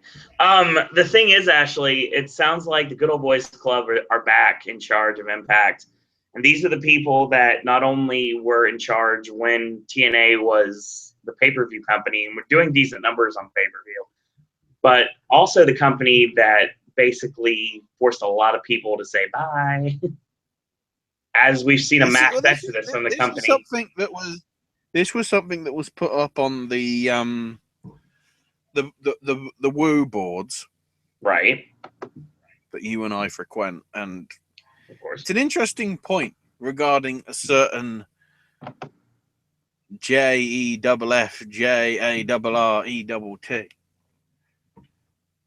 Starts the company on a pay-per-view only model, right? Goes tits up almost immediately, so has to bring in Panda Energy, means that TNA is now stuck with Dixie Carter. Right. Then starts Global Force Wrestling in a time span that most people think is less than half of what it usually takes to actually get a promotion working well. Promises it'll be fine based on vague buzzwords like the Bullet Club factor. Sell merchandise before there's even a roster for GFW. Pay for TV when in the modern industry, TV licensing fees are the main source of income. Right. End up selling bloody gold on your website. Then get brought back to TNA. Then try and force the Hardys, who are the only main stars that are still in that company, that are gaining attention from non-diehard fans like us idiots, into a deal where they can't appear on TV to drop the titles, you know, not even without signing a 3-month contract. So the Hardys just tell TNA to fuck off and don't even drop the titles on TV. Well, I have a feeling, Ashley, they're going to do the Bill and Ted thing, and they're just probably going, and they set it up that they are now time travelers. Well, apparently what will probably happen is some sort of a gimmick will show up and like in a puff of smoke, and then all of a sudden the tag belts would be sit in the middle of the ring, and that's the last time you have any reference to but there's a problem with that, isn't there? Well, there's a lot of problems with that. And kudos to Matt for wanting to do business correct and drop the straps on television. But TNA, to their discredit, basically said, "No, we don't want you. Not Yeah, unless you have a no, but contract." keep in mind, who has the belts? Well, the Hardys should have actual possession of the titles. Exactly. So if TNA don't want to do the right thing of letting them being given back, Oh my God, Jeff Jarrett. who says they have to give them back? Jeff Jarrett's going to show up to start the show and announce that the Hardys took our belts and we're not going to mention them anymore, and we're going to institute brand new Impact Tag Team Champions, and the tournament starts this week.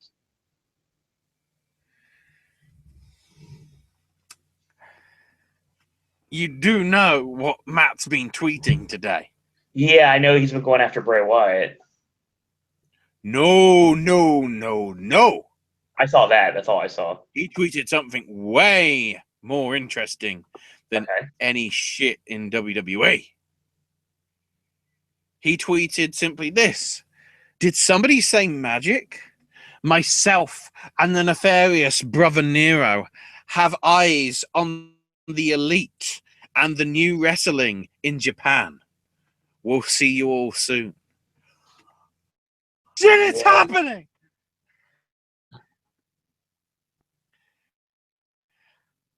So that means that the bloody Young Bucks need to get the New Japan Junior Tag Belts. They will. Or hell, the senior. If they got the senior tag belts, that could fucking shake that division up quite a bit, actually.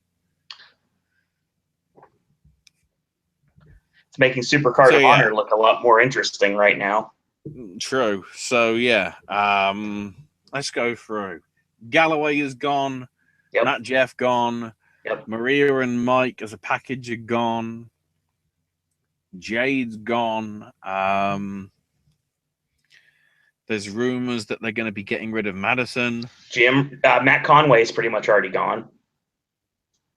Yeah. I don't know whether they're getting rid of Gaborik. That rumor always seems to be circulating.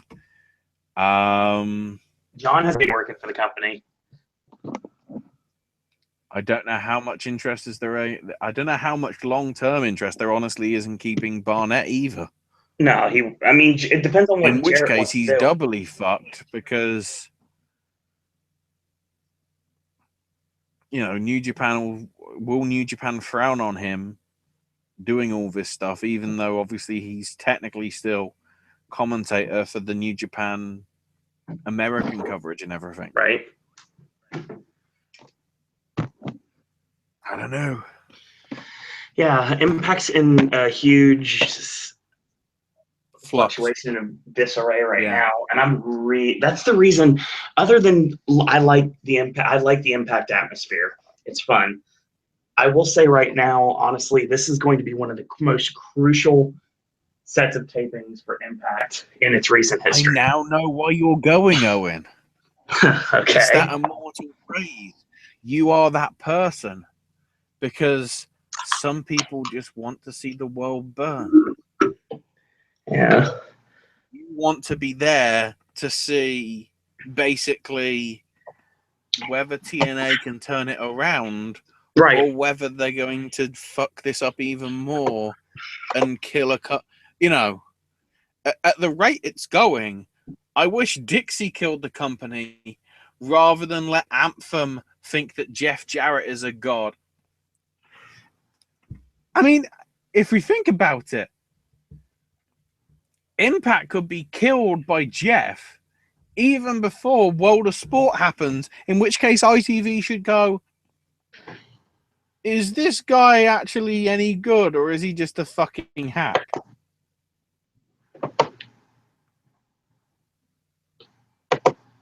Because it's in Dave's news from last week, which I'll just pull this fact out. Right. Apparently, ITV was out in LA a few weeks back doing talks. My question is, why were they in LA?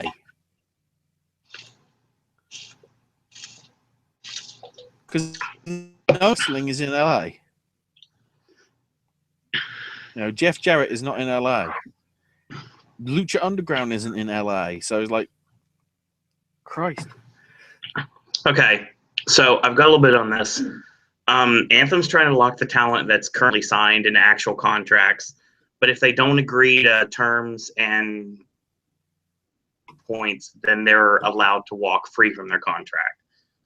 They're going to be paid from. Fucking kidding me? They have a company which just does TV, no house shows, doesn't seem to have any investment for house shows right now, other than GFW shows, which, you know, the finance of that is questionable. Hashtag where's my fucking gold, Jeff? And they're trying to sign people to contracts, which means they can't go anywhere else, despite the fact that on their fucking schedule they do, I don't know, let's be kind, 50 nights a year? Yeah, probably in now. terms of tapings? So you're going to let these people be part-timers rather than earn money that they probably should be owed for, you know, showing up at other things. Anthem is just being utter fucking... I seriously getting to a point where I thought Dixie was bad. But it's like, even Dixie realized these people in the situation that they're in, where they can't afford to do house shows, need to do shows elsewhere because, you know, they need to make a living out of it. If that's the case, what's the deal with Cody? Well, if they're trying to do this with Cody, he can't fucking go to Japan. He can't fucking go to England. Here's the deal. He can't do PWG shit or anything. Okay, here's the deal. So apparently with the contract, it's being paid per date, per taping date, and they were being paid per episode of the show. So wait. So now so they're cutting their pay in half then? Yep. Holy fuck! Oh, I know I'm hungry and I want to get my dinner, but I just fucking ranted. What the? Holy! I didn't even realize it was this fucking bad. Yeah. Don't worry, YouTube watchers. You know, archived or live. You getting my live reactions here? It's like, oh. So right now, everybody that's gone, we've already mentioned that. Lashley, Moose, EC3, the Wolves, and Eli Drake have all committed to TNA. I'll be surprised if this is Cody's last taping. And he loses like a loser leaves. How the fuck would Lashley commit to it?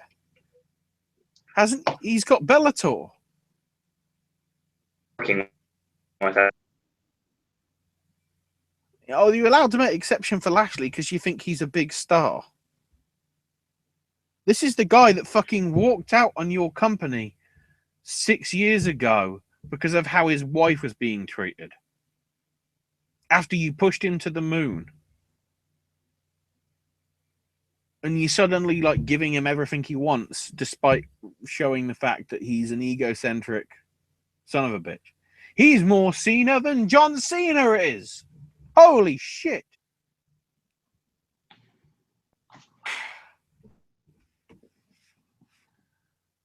You know, do we know if I'm trying to think. Rosemary? No comments on anybody else right now. We do know that. I know, but I'm trying to go through the roster now. I don't think Davey would make that sort of commitment because I think he's teased retiring about 7 times.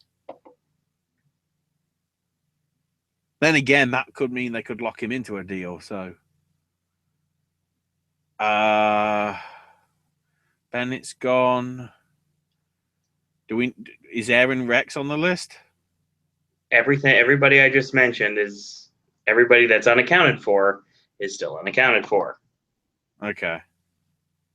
I was trying to remember the list because I'm still recovering from the rant.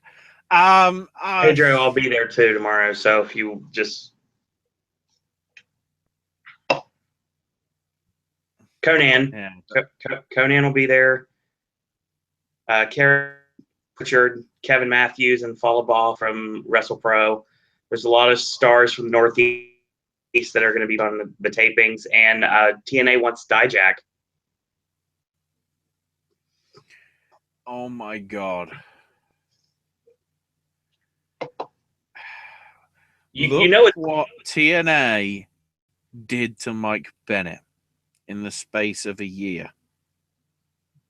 Do you seriously want that to happen to you, Dijak? Just like Bennett was a really good wrestling talent, except in Bennett's case, it was probably unappreciated by a lot of people. Whereas Dijak is appreciated by quite a lot more. You want to put your career, look at what's happened to Aaron Rex, for fuck's sake. He came in there with a reputation. Now he's fucking Michael Douglas in a Steven Soderbergh movie from 4 years ago. Look at his, and that's not even a year. That's what, 6 months? Yeah. Dijak, do what you have to do.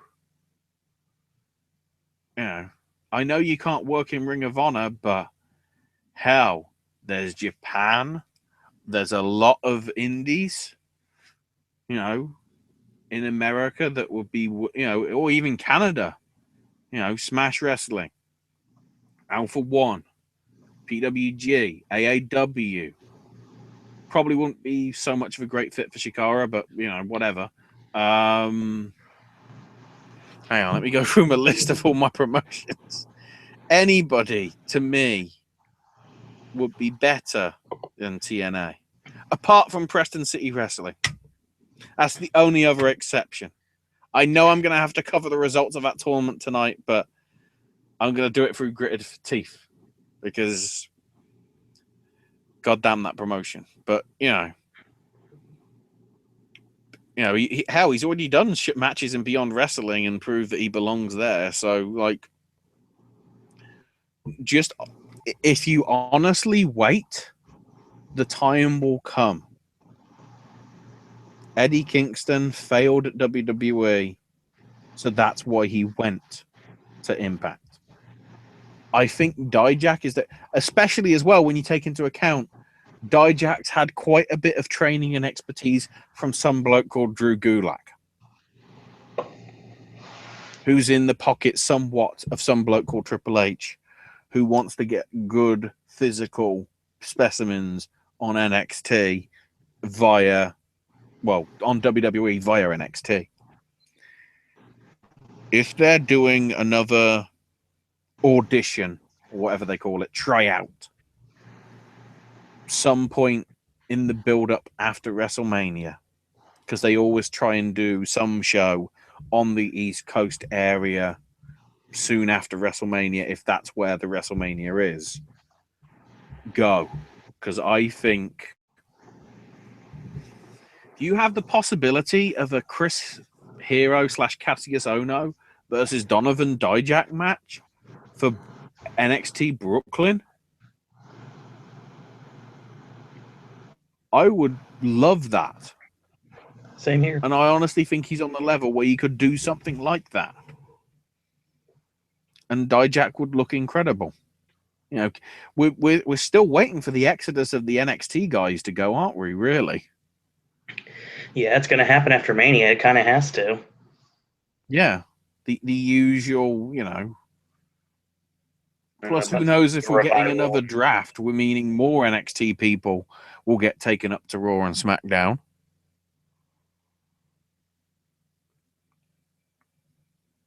So there you go.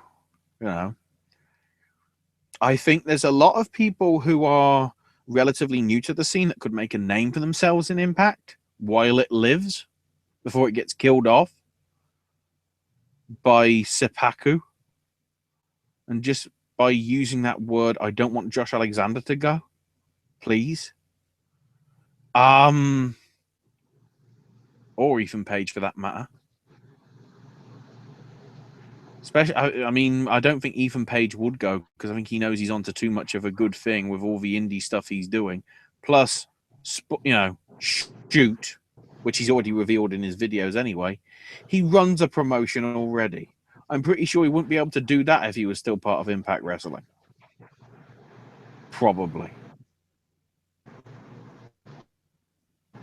Anyway, if you want to talk to the people in chat, I need to get some food because I'm bloody hungry. I haven't had anything in days. I went off my food because I saw Logan. So, yeah, it's going to be very interesting to see exactly what happens with the tapings this week. Should be very interesting to see who actually shows up. I wouldn't be surprised if we see a lot of names possibly show up. Interesting thing enough, this is not really something I should be discussing without Ashley here, but it's very interesting that Bobby Fish was interviewed this week, and he basically said Red Dragon isn't finished.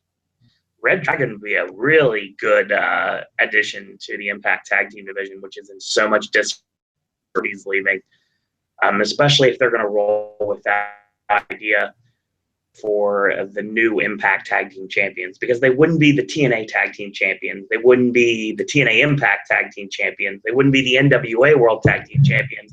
They'd be the Impact Wrestling Tag Team Champions.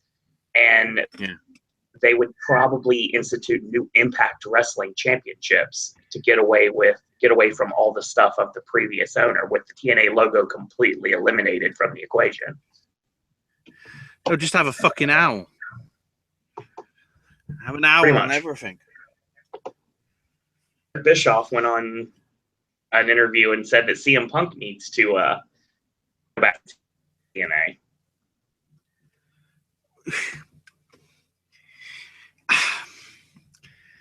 Hang on.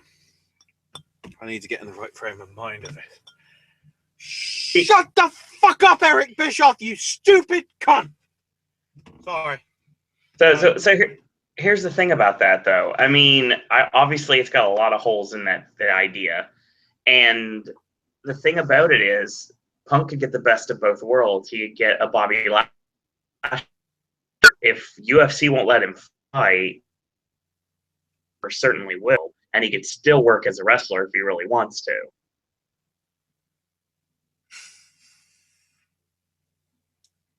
I don't think it's going to happen, but I honestly, it's like, I don't know.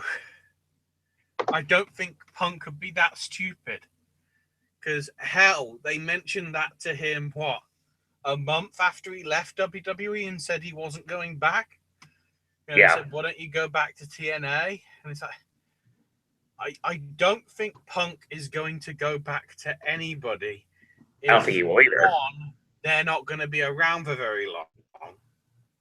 Right. Or two, they don't have the same passion for professional wrestling as he does.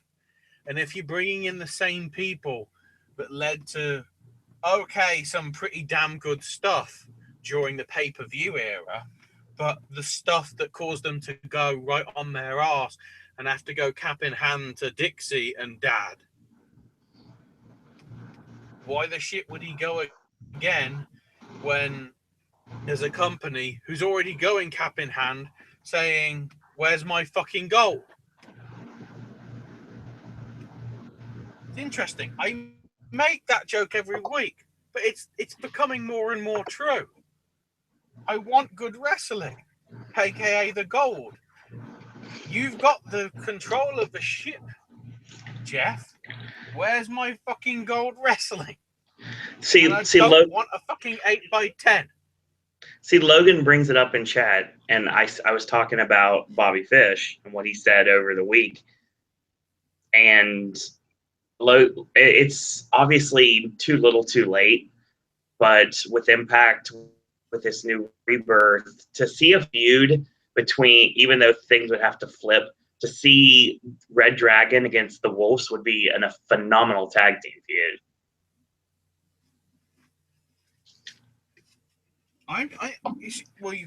You brought up Fish. It's like, what about Kyle? Something the rumors are he's going to the E, but We haven't heard anything about it. That's what I'm thinking. I'm thinking that things might have fell through. So now I know Riley's going to be on Impact tomorrow.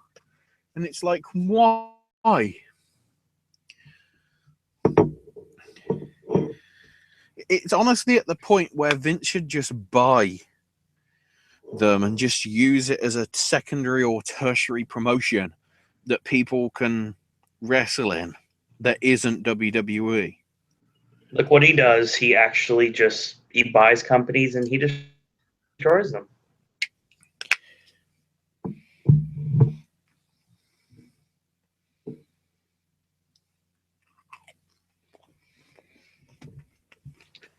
So yeah, we'll see what happens. I'm curious, Pedro, what's going to happen with Impact this week. TNA at the minute is the only company that I won't put out of its misery. And when they got rid of Dixie.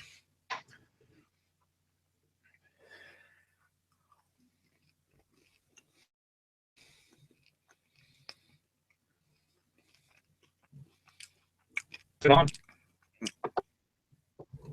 And that, my friends, is a fact of life. Here we go. See?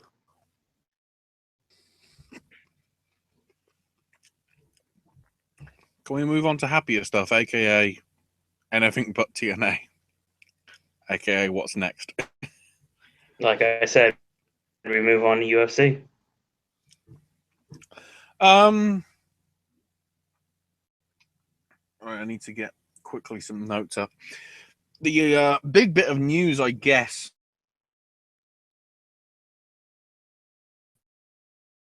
that has come that Holmes' appeal has been rejected. You know, saying that the referee should have done it. Then again, I think the appeal was to the commission itself, which obviously would say that no, because then they'd look, you know, bad or something.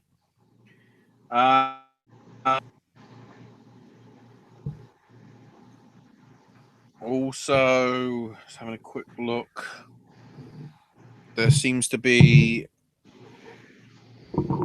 unclear about, well, there's a lot of press going on about the fact that it is going to be George St. Pierre versus Michael Bisping for the middleweight title, which means Yoel Romero misses out.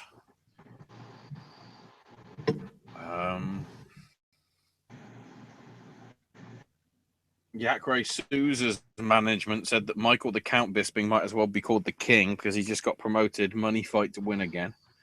So the press, apparently the press conference for that will be this Friday in Vegas prior to the weigh-ins for UFC 209, which I'll get to in a minute. Because there's quite a few people that have got let go as well. I can't remember exactly off the top of my head who, but a couple of like big pay fighters, like people that aren't even sort of on the wane of their career. So who knows? Interestingly, the broadcast team for this pay-per-view this weekend is going to be Joe Rogan and John Anik. So the usual two.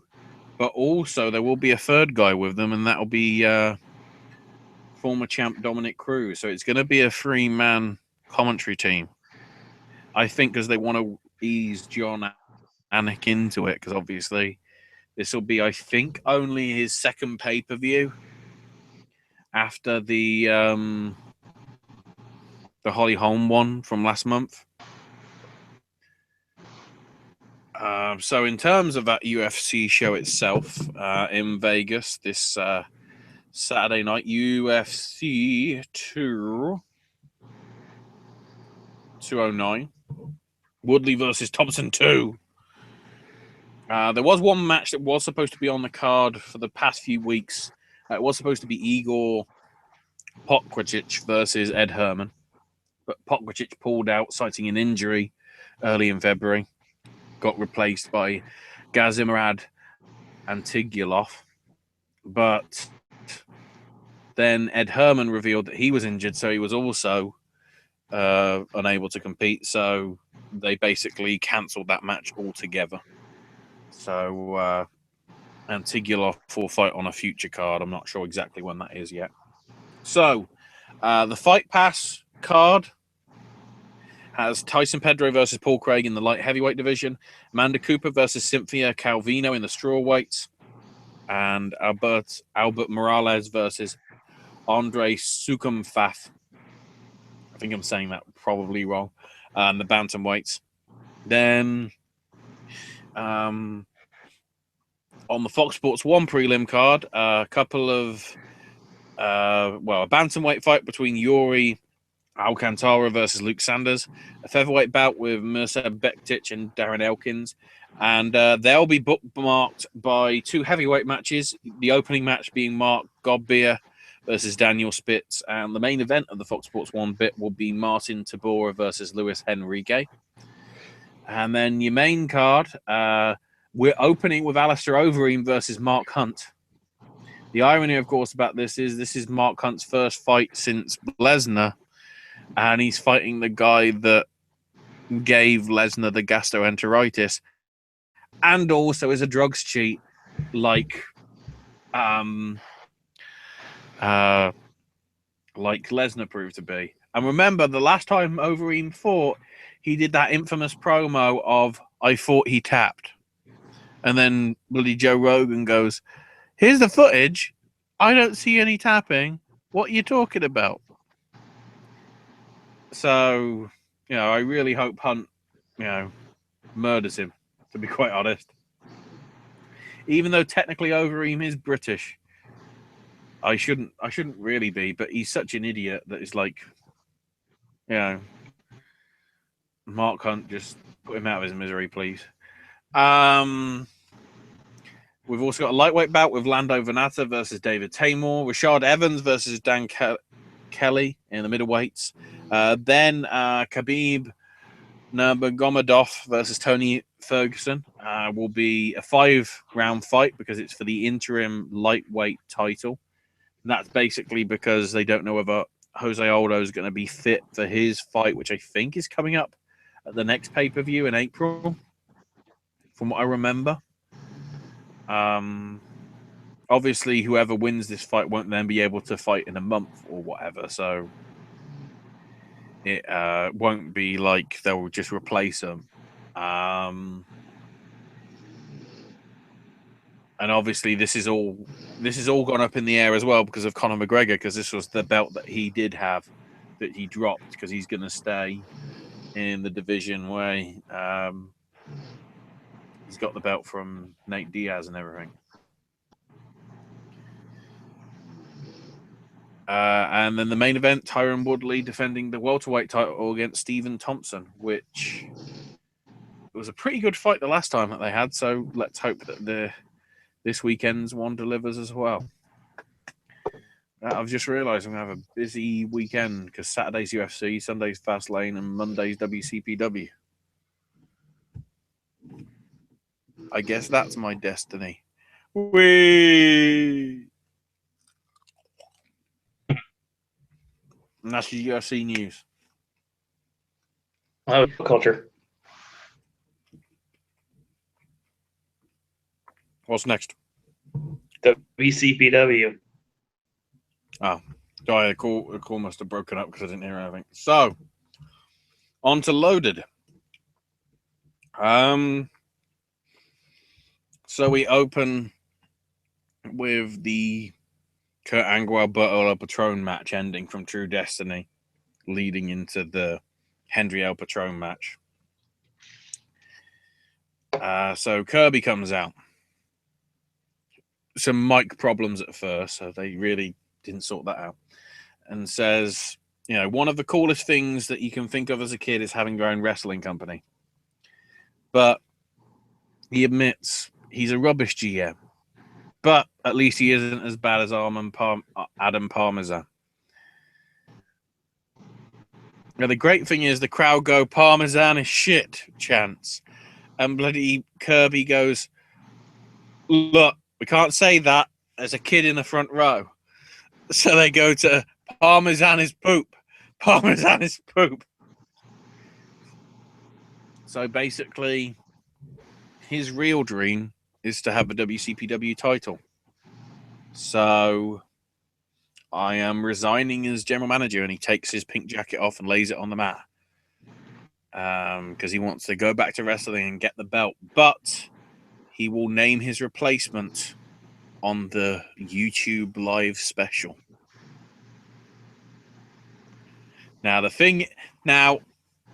My thing with this is it Blompier?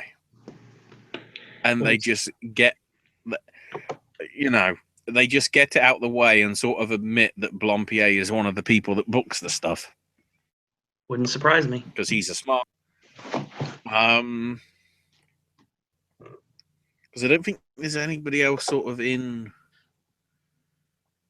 like the promotion that could act as like a figurehead person, really.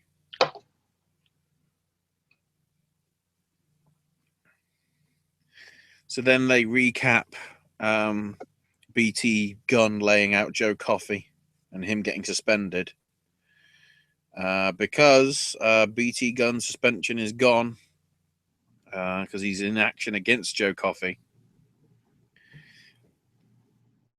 The great thing is, it's like the crowd don't give a damn about either of them. Because it's not even like they cheer really for Coffey, because obviously the whole idea is Coffey's, coming back for vengeance and whatever because of what BT Gunn did to him. But I guess the people that watch Loaded don't watch, well, they probably didn't watch those episodes of Loaded because they were behind the paywall on WCPW site, probably.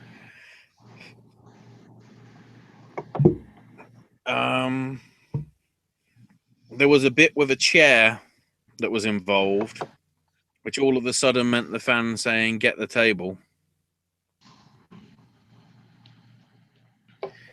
which is whatever. But yeah, Coffey wins with a black coffee. And the thing is, like, Striker and JR didn't know a lot about this feud, if it was that. So there wasn't from the fan, from the commentators. So although it was a pretty good match, it really didn't come over entirely well.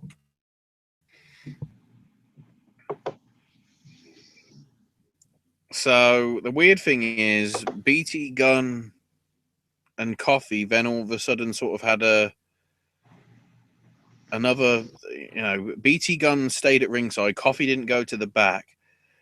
Gunn got back in the ring. They went toe to toe and then went to the back. So it's like, okay. So now we got Kenny in the back with Liam Slater and asks about Johnny Moss. And Slater basically says there's no set time on him returning, but says that the Swords of Essex are only keeping the belts warm. But before any of that, he wants to challenge Zack Sabre Jr. to make sure that nobody can take his spot. So now we've got the no DQ match for the women's title between Bea Priestley and Nixon Newell, aka the only people that are in this fucking company that are women, apparently.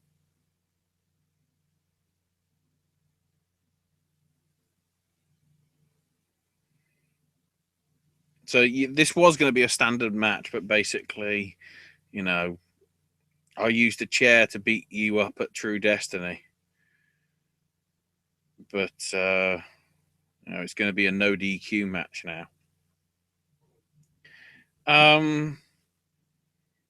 Okay match, but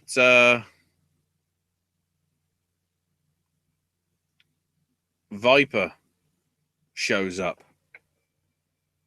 interestingly.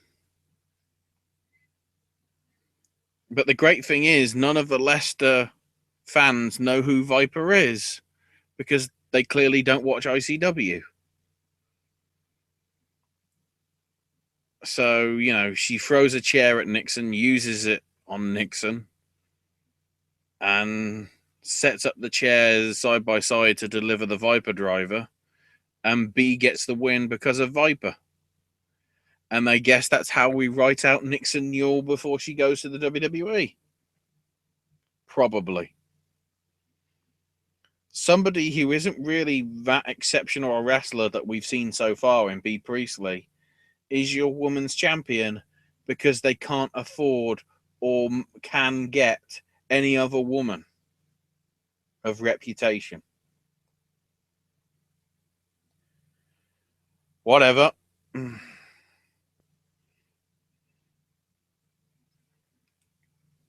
So then they've got a Will Ospreay promo building towards the match with Galloway on Monday. And then we get Slater versus Zack Sabre Jr.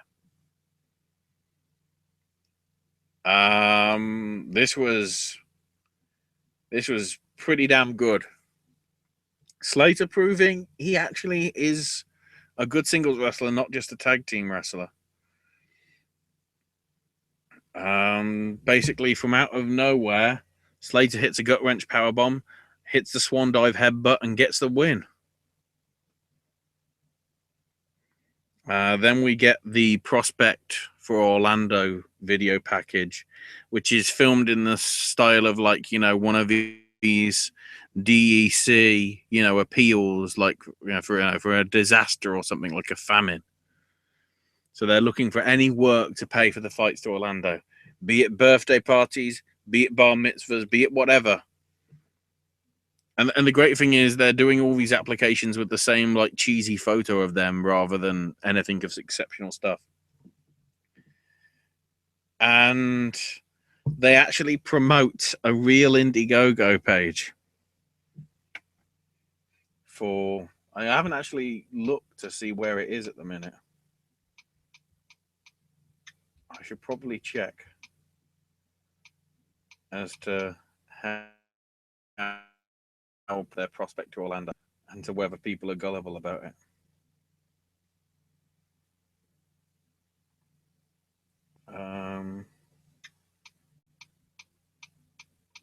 God damn it, I can't find it. That's a completely different thing.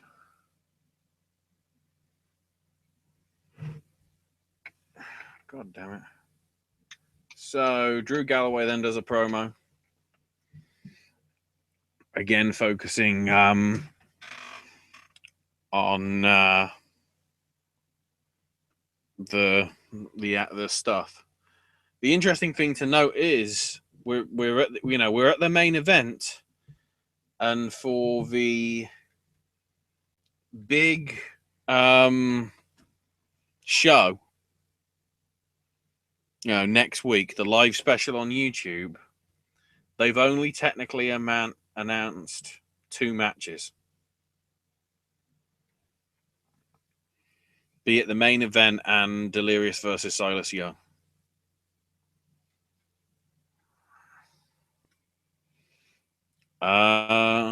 Apparently, Prospect to Orlando have currently raised £542 from 17 people of their £2,000 goal.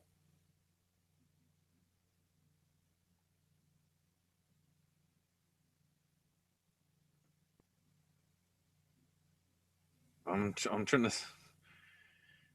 Wow. Oh, that's an actual... I'm just looking at this. One of the pledges was for £50 for Kennedy sunglasses, and it says, "We've stolen a pair of sunglasses. He's not getting them back. One of you can have them. We'll even sign them. We hate you, James." Right. Remember that brilliant musical chairs match that Primate and Rampage totally ruined? We stole the chairs. We've got 5 totally beat up chairs to give away. They're covered in dents and possibly a little bit of blood.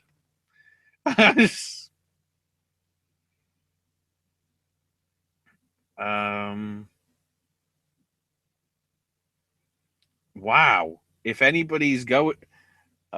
It's a shame you haven't got the money, Owen, because for £500, they'll let you be their Ricardo Rodriguez and announce them as they make their entrance to the WCPW show. Dude, I haven't done ring announcing for years, but I totally would welcome that chance. But I like the Ring of Honor idea better, because if I was able to go to their fan fest during WrestleMania weekend, I would probably be able to actually do commentary for a match. True. But yeah, it's a real thing. Of course it is. So the main event,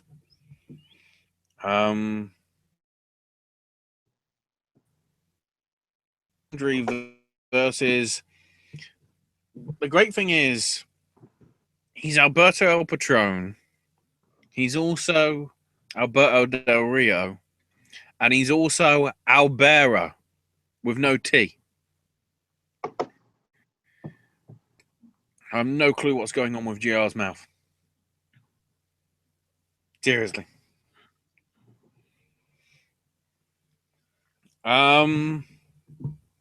Pretty good match, to be quite honest. Even though we get some interesting shenanigans coming from it. So Joe Hendry accidentally clotheslines the referee. Low blows El Patron, grabs a steel chair. But then Travis Banks and Joe Coffey run out to make the save for Alberto. But they super kick Alberto and keep attacking him. Then the two hold up Alberto so Joe Hendry can give him a direct chair shot, and then they get the win. So, although we've already got a heel faction in the Swords of Essex, apparently we need another one, but this is one that I actually feel more interested in, because, I mean, it's interesting how Hendry, I guess they're playing in the fact that nobody reacted to Joe Hendry. Gunn, and obviously Travis Banks, he was with Pete Dunne before, so he's a good heel, and we know Hendry can be a good heel because that's sort of how he started with the Connors to some extent. So that could be interesting, and then it suddenly cuts off. So I think, let me have a quick look. I want to go to WCPW's YouTube as to whether we actually know what the fuck is happening. In terms of, Monday. I might have to actually watch a video and stuff. That's Nottingham. I might have to go to Twitter. For God's sake. While that loads up, let's get to the interesting thing. We talked about the English bracket for the World Cup last week. Right. Well, we now have 2 more brackets to reveal.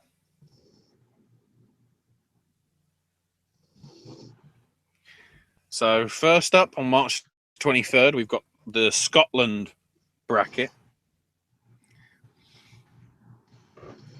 which is Drew Galloway versus Mark Coffey, BT Gunn versus Lewis Girvan, Joe Coffey versus Liam Thompson, and Joe Hendry versus Kenny Williams. So yes, there is a possibility that Joe Coffey and Joe Hendry, the heels, could be facing each other in the second round. Somebody hasn't thought this shit through, have they? It doesn't sound like it.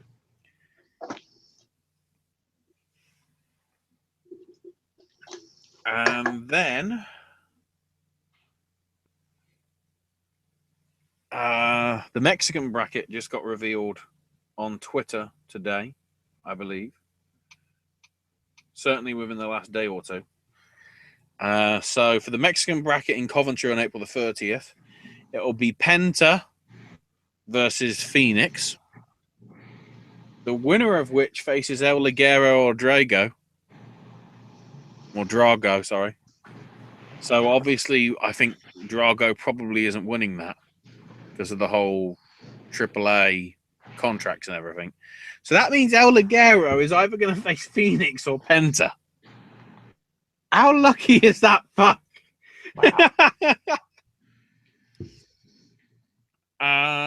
Then also interestingly, in the other half of the bracket, it's Rey Mysterio versus Alberto El Patron. So they're just getting it out of the way. The winner of which faces Juventud Guerrera and El Hijo de Dos Caras.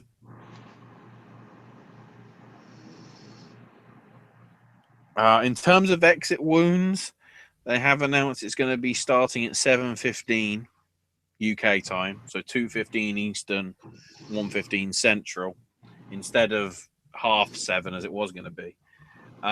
It's going to be live, free on YouTube, and also available in demand in full and for free on YouTube as well. Oh, that's interesting. They have announced matches, but they haven't bothered to do a YouTube video for it yet. So Cody Rhodes will be defending the Internet title against Liam Slater. Apparently, along with also Kirby making an appearance, BT Gunn, Joe Hendry, and Marty Skull. They're all going to be in some shape or form. I don't think there's a match actually listed yet, so who knows? They've also announced what else is coming up from WCPW. So their next show is called Chain Reaction, which will be on March the 13th in London, which will be on demand on What Culture Extra from March the 17th. And the highlights on YouTube from March the 18th. And then March 20th in Manchester, they've got Bulletproof, which is being called Championship Showdown. So I'm guessing there'll probably be obviously a tie into the Bullet Club there because that is the show that they're going to be on. That's going to be live on What Culture Extra on March the 20th at 7 p.m. UK time, so 2 Eastern, 1 Central. And the highlights will be on YouTube from March the 24th.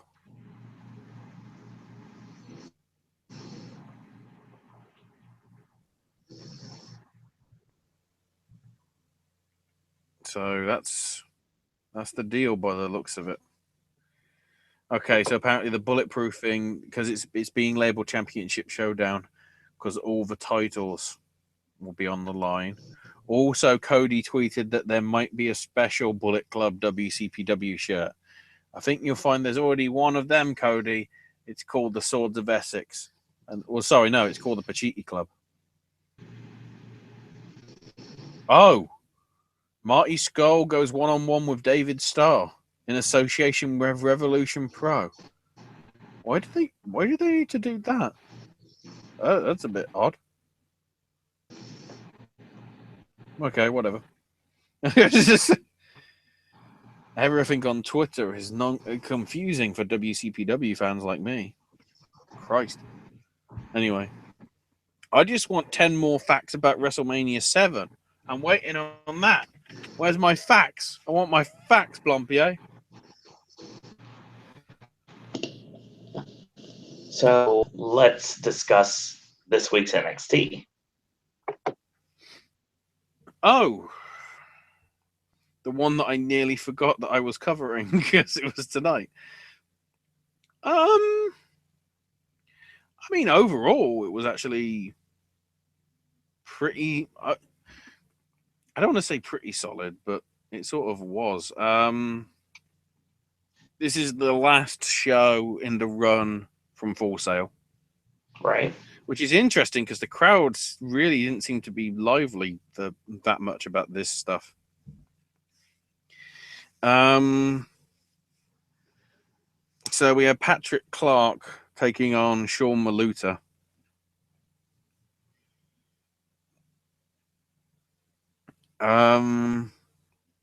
The only thing of note here is that basically Clark refused a handshake.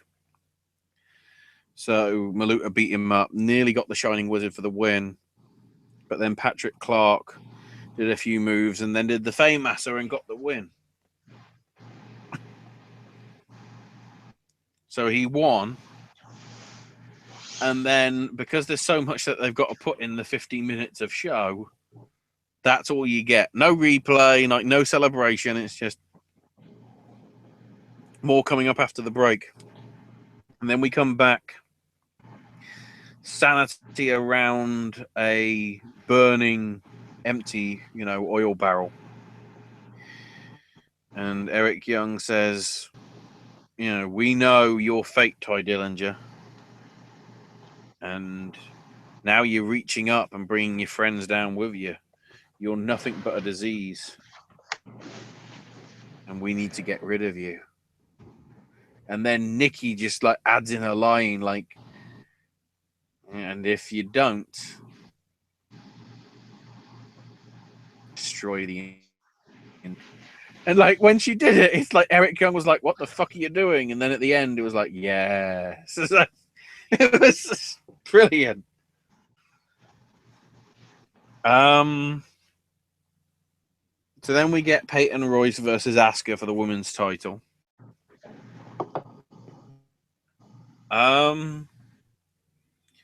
Interestingly, it was a pretty clean affair. There was I don't think it was any interaction with Billie Kay at all, really. Peyton tapped out to the Asuka lock. Asuka wins. Billie Kay then attacked her afterwards. Ember Moon makes the save, takes out both of them. Let's just say she'll take out Billie Kay possibly in a more permanent fashion within the next few weeks. And Ember and Asuka had a stare and a smile at each other. And Asuka turned away. And then she turned around and came back and just held the belt in the air. So it's like, okay, there's your Mania match.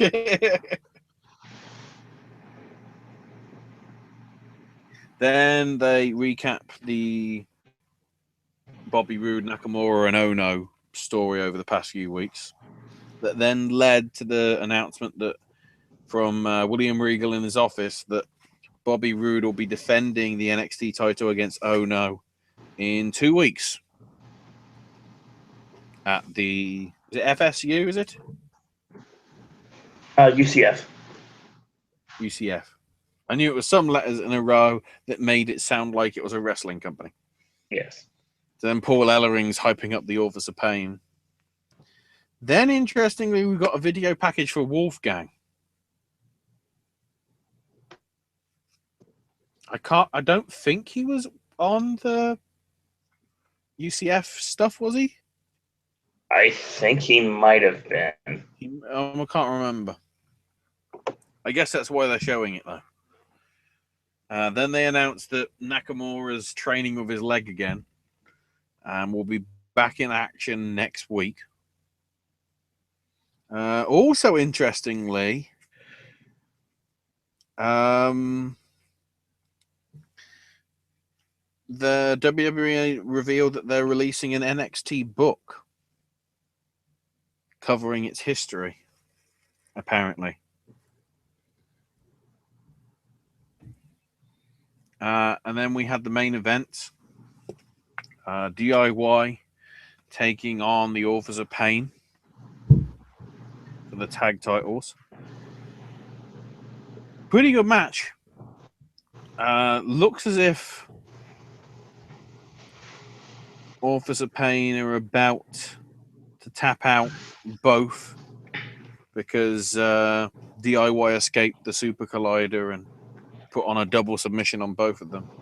But as they may or may not have been able to tap, as they may or may not were going to tap out, the Revival come in and beat the crap out of DIY. So the Authors of Pain obviously don't like this, so they try and take out the Revival, but Dawson and Dash managed to take him out, including giving Cam the Shatter Machine as well, which was a very impressive spot because obviously the size of Cam and everything. And that's how the show goes. Overall, pretty good. It's a shame that you only really got like 2 matches though, because you can't really say that the Patrick Clark one was a true match because it was, over and done in a jiffy.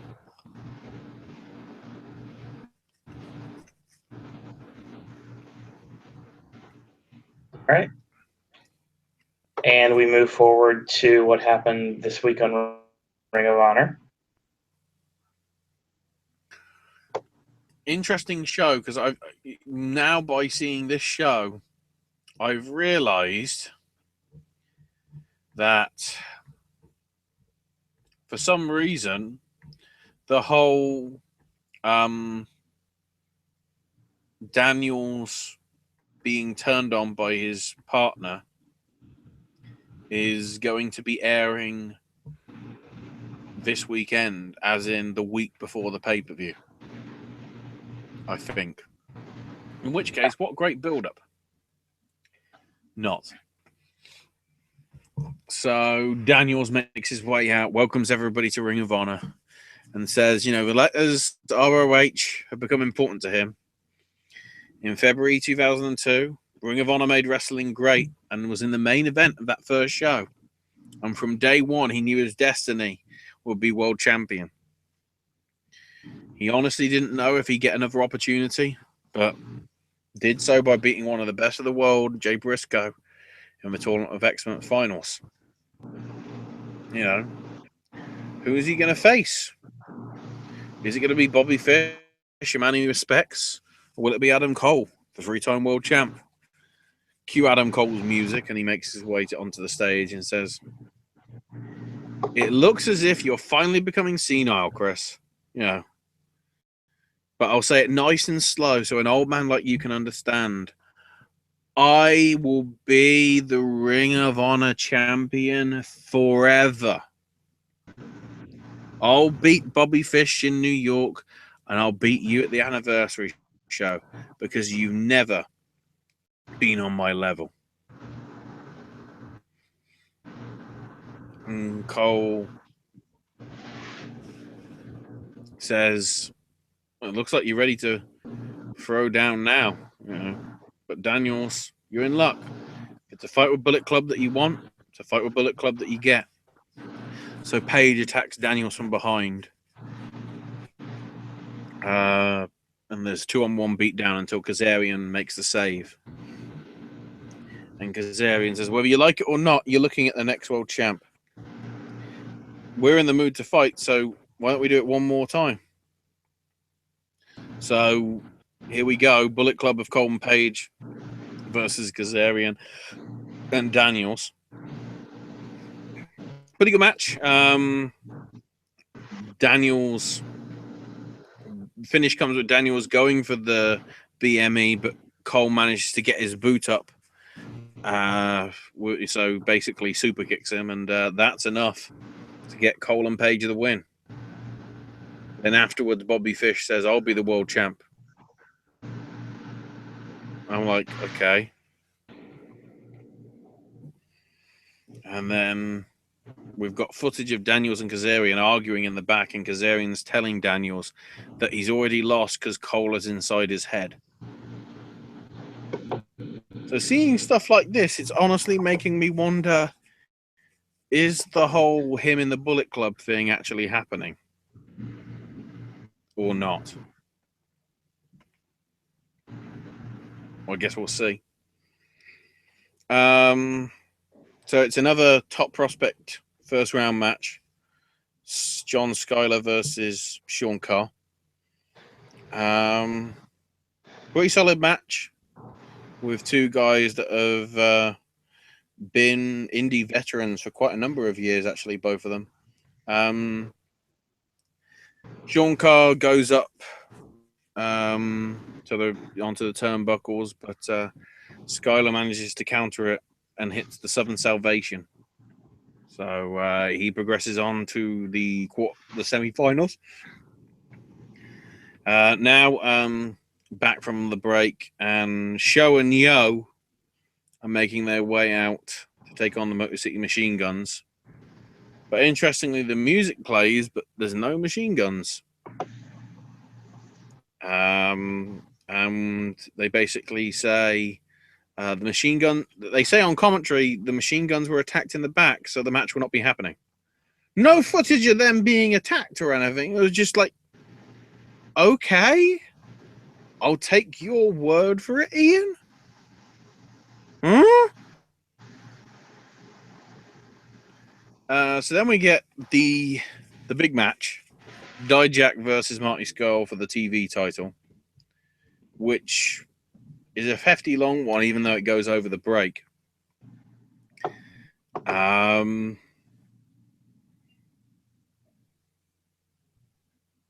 So we get to the end, and Dijak wants Scurll to shake his hand.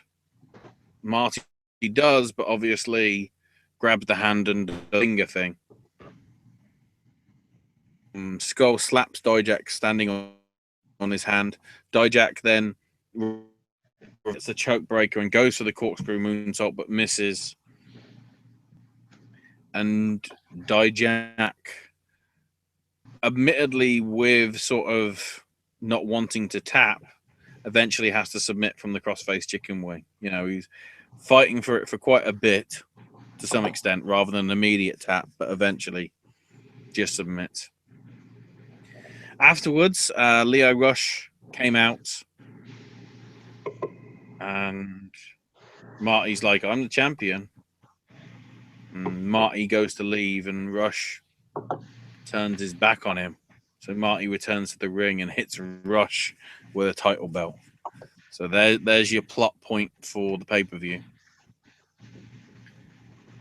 Then the rebellion of Coleman, Titus, and King come out. And then all of a sudden, the Motor City Machine Guns of Sabin and Shelley and Jay White come out. And then we go to credits. It's like, okay. That's a bit of a random ending. I don't know who was really editing this, because it seemed like some of these bits, it really didn't flow well at all. Not as good a week from Ring of Honor this week. Sadly. A shame, especially with the pay-per-view coming up next weekend. That's what happens when Kevin Kelly goes to Japan and makes money. It's funny you mentioned Japan. Japan. To deal with a stressful job. Funny you mentioned Japan, because that's where we're going next. New Japan Pro Wrestling. We're going to Japan. Where's my passport? Sorry. So interesting stuff. Well, I guess it isn't really New Japan, because technically these are Ring of Honor shows as well, to some extent, because this is the double header of the Ring of Honor shows this Sunday and Monday. The Honor Rising shows. Yeah, interestingly, and this is probably an issue for the fact that there's obviously like 5 shows in the space of like 10 days. The first night of shows at Kurikan Hall was pretty crowded. The second night on the Monday really wasn't. So quickly go through the results. Night 1, we had Kushida, Juice Robinson, and Dave Finlay beat Silas Young, Yado, and Gado. With the Pulp Friction on Gado from Juice Robinson. Sonata, Evil, and Bushi retained the Never six-man tag titles against Delirious, Jushin Thunder Liger, and Tiger Mask, with Sonata hitting the skull end on Delirious. Then Yoshihashi got the win for his team of Ospreay, Goto, and Okada, beating the Bullet Club of Fale, Yujiro, and the Gorillas of Fuck with the Karma on Yujiro. So obviously making him look strong to go into the Ring of Honor title match. Hanson and Rowe beat the Young Bucks after the fallout on Matt. Punisher Martinez, along with Naito and Hiromu Takahashi, beat Tanahashi, Dalton Castle, and Taguchi. The great thing to note about this, Tanahashi and Taguchi were dressed up as Dalton Castle's boys. I heard about that. Interesting. The great thing is, Dalton Castle belonged in this match. Tanahashi belonged in this match. Takahashi belonged in this match. Naito, of course he belonged. Taguchi belonged in this match. Punisher Martinez stood out like a sore-ass thumb. And the sad thing is, he had to get the bloody win on Dalton Castle because they need him to look strong to go into the bloody never open weight match the following day. I don't know why, but whatever. Jay Lethal and Shibata beat Cody and Hangman Page, with Lethal hitting a lethal combination on Hangman. Lost to Cole and Omega, with Adam Cole winning with the last shot on Mark Briscoe. Then we move to day 2, I guess, if you will. Silas Young and Yado beat Kushida and Dave Finlay. Silas Young hitting the Misery on Finlay. Then the bad guys, LIJ of Naito, Sonata, Evil, Bushi, and Takahashi beat Delirious, Dalton Castle, Liger, Tiger Mask, and Taguchi, with Evil hitting the Evil on Delirious. Hanson and Rowe beat the Gorillas of Fuck, again with a fallout, making it clear that they want a shot at the tag belt sooner rather than later. Then Lethal, Tanahashi, and Juice Robinson lost to Bullet Club of Fale, Yujiro, and Page, with Page hitting the Adam's Apple on Juice Robinson. Your 2 title matches came up next. Hiroki Goto obviously retaining the never openweight title against Punisher Martinez. Thank God. Adam Cole retained the Ring of Honor World title against Yoshihashi with the last shot, but said to be a pretty good match, actually. And then the Bullet Club of Omega, Cody, and the Young Bucks beat the Briscoes, Ospreay, and Okada after Cody hit the crossroads on Ospreay. If only that happened in WCPW. Oh, wait, they're both heels. Interestingly,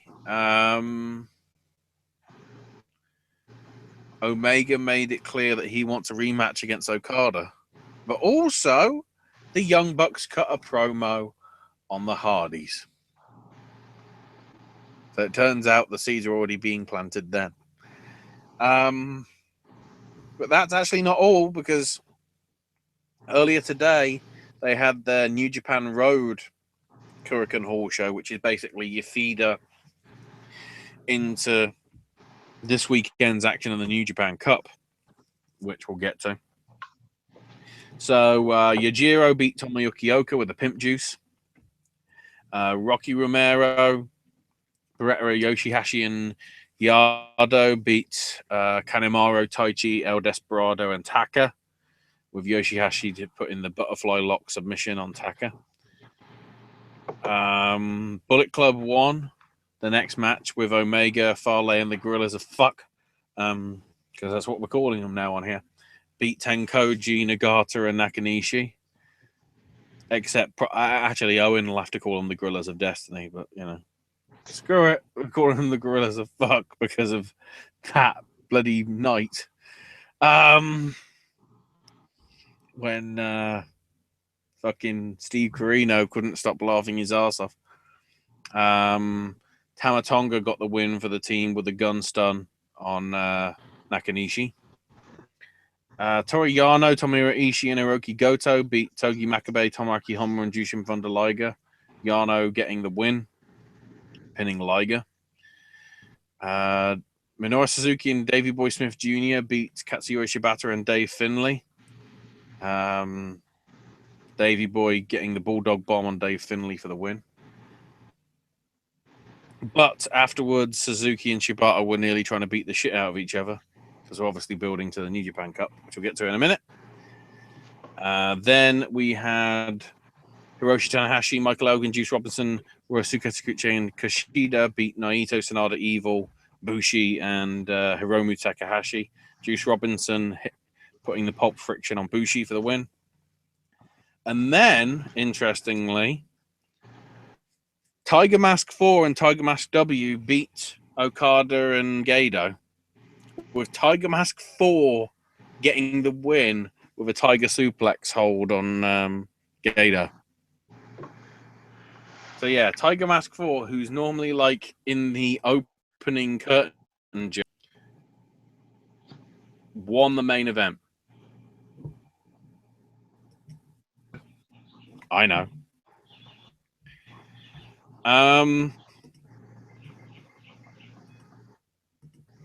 So we move into what's coming up. Before I get to this weekend stuff, I might as well preview the weekend after and everything, because they revealed all the brackets for the New Japan Cup and when the matches are happening. So in 2 weeks, or I guess in 10 days really, Saturday, March the 11th, part 1 of the first round will be happening in Aichi, or Aichi, I think it's pronounced. So we've got Tomoaki Honma versus Tanga Loa, Toru Yano versus Fale, and Tanahashi versus Evil. Then on Sunday afternoon, on the 12th, in Amagasaki, in Hyogo, the other half of the card will be happening, which will be Juice Robinson versus Yujiro, Yoshihashi versus Sanada, Shibata versus Suzuki. That isn't even main event, because instead the main event is Ishii versus Omega, which is one of the matches Omega's wanted for years. But that out of the 2 cards, sorry, Gorillas of Fuck, but the fact that you're going to have Ishii versus Omega and Shibata versus Suzuki on the same card, if you're going to watch one, watch that after the UFC's finished. Because I believe, because it's a 4:00 start time in Japan, it might be airing pretty much as soon as the UFC finishes. Like early Sunday morning on East Coast and late Saturday night on the West Coast. Owen probably can't watch either because he'll still be sleeping. Yeah.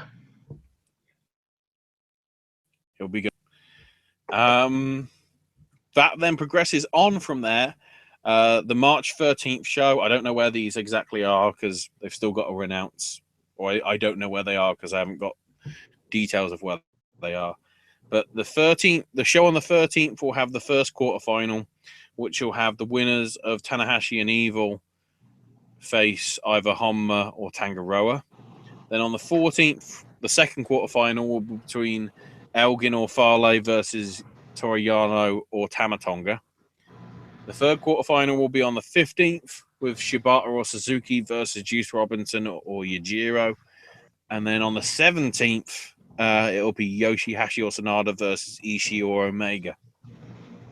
The 4 winners of those will then go on to the semifinals on March the 19th and then the final and the winner will be crowned on March 20th. Transitioning to what's actually happening this week, because to be honest, one of the cards I don't know about because nobody knows about. It's the anniversary show this weekend. The 45th anniversary show entitled Raising an Army in Tokyo. Not at Korakuen Hall, but at the Ottawa General Gymnasium. So there is a pre-show match.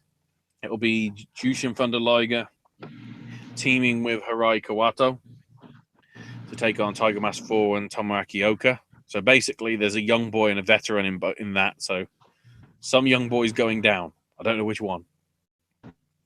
Then with the main card, we got Goto, Yoshihashi, Yado, and Gedo versus Suzuki Gun of Suzuki, Davey Boy Smith Jr., El Desperado, and Taka.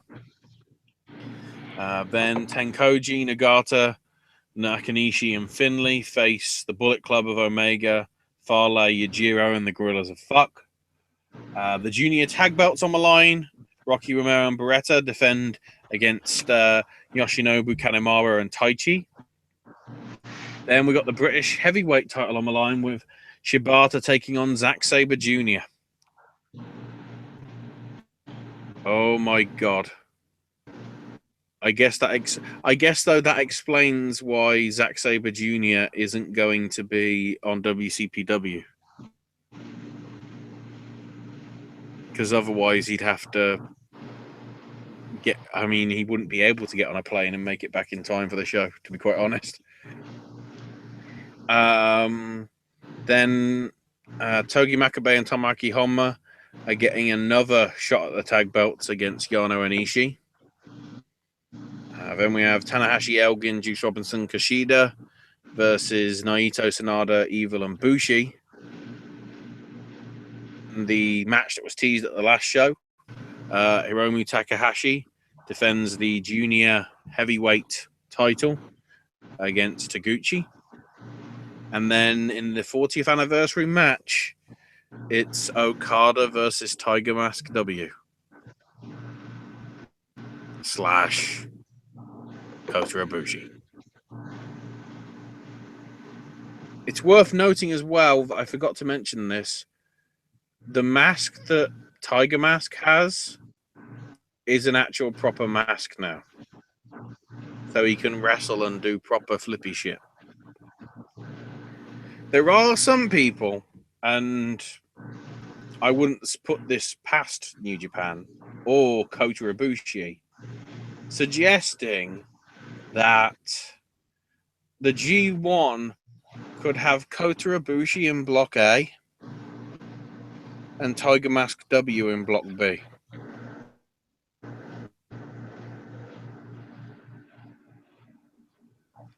So he'd be wrestling every night in important matches. Possibly twice a night. Who knows?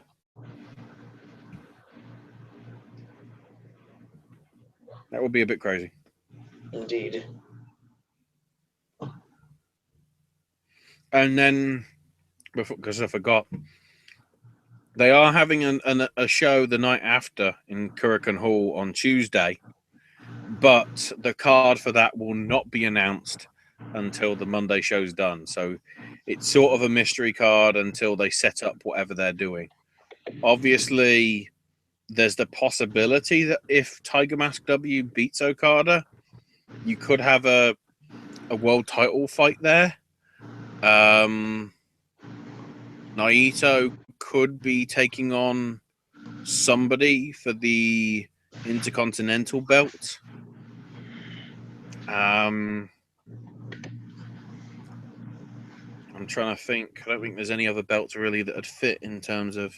I guess you could have a 6-man tag match, possibly challenging. So I don't know. We'll see. We'll find out by this time next week. Yeah, I might be able to actually watch some stuff this weekend. As long as it's got Don Callis. Oh, it will.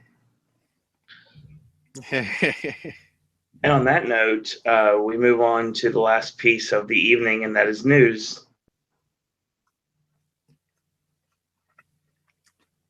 Right.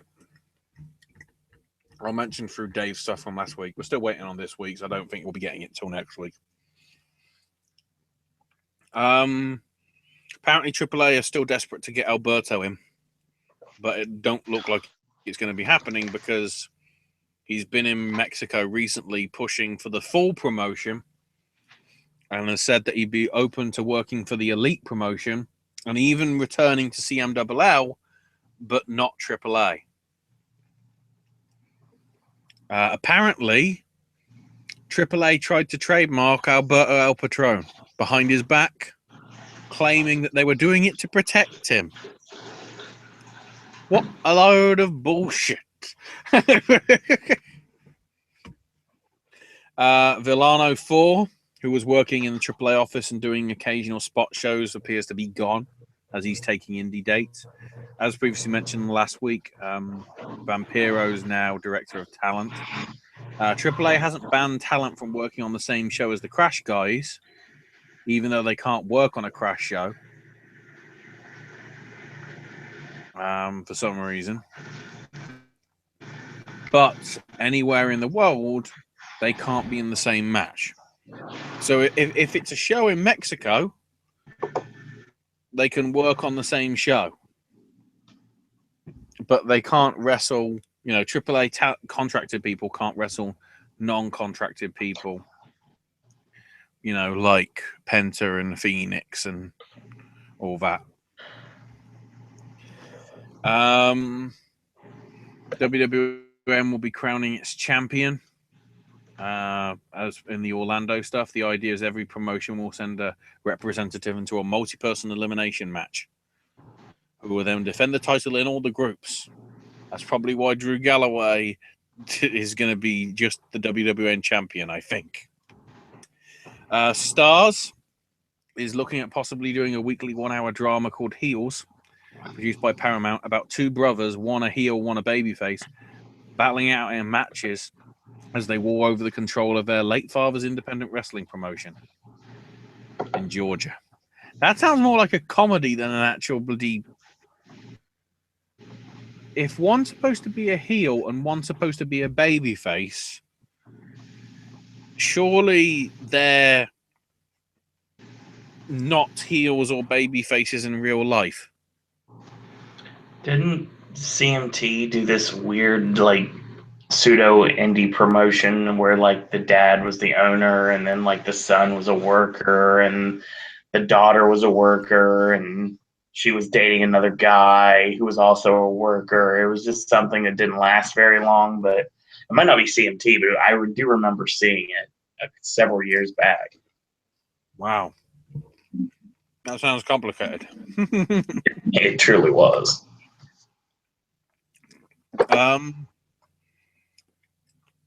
Brian Gorey announced last week that he's leaving Ring of Honor. Got a new job 6 weeks ago and said that as far as pro wrestling event, felt that, quote, my soul has been sucked out. Sometimes the bullshit and politics can catch up with the best of us. His claim that his relationship with pro wrestling reminded him of, quote, a relationship with a girl that I love but need to move on from, but the sex is really good, but the rest of the relationship I don't get much happiness from. He talked about the team effort he loved in Ring of Honor, but the team is now long gone and things are much different. Oh, brilliant. So Ring of Honor's in the shit as well. You see, WWE doesn't need to buy up all these other companies. Apparently they're they're self-exploding, self-destruction or whatever. The self-destruction of the ultimate Ring of Honor. Coming soon to DVD. Jarrett and Ed Nordholm met with ITV in the UK a couple of weeks back in Leicester. Apparently the meeting went well. I think the idea is that Anthem could put the show on the Fight Network, you see. You know, the World of Sport thing. And obviously they've got connections for distribution. obviously with TNA and everything. So who knows? Interestingly, ITV was looking at Anthem to put some money in and obviously get some responsibilities for owning a percentage of the promotion. So Anthem have got to buy something else. Way!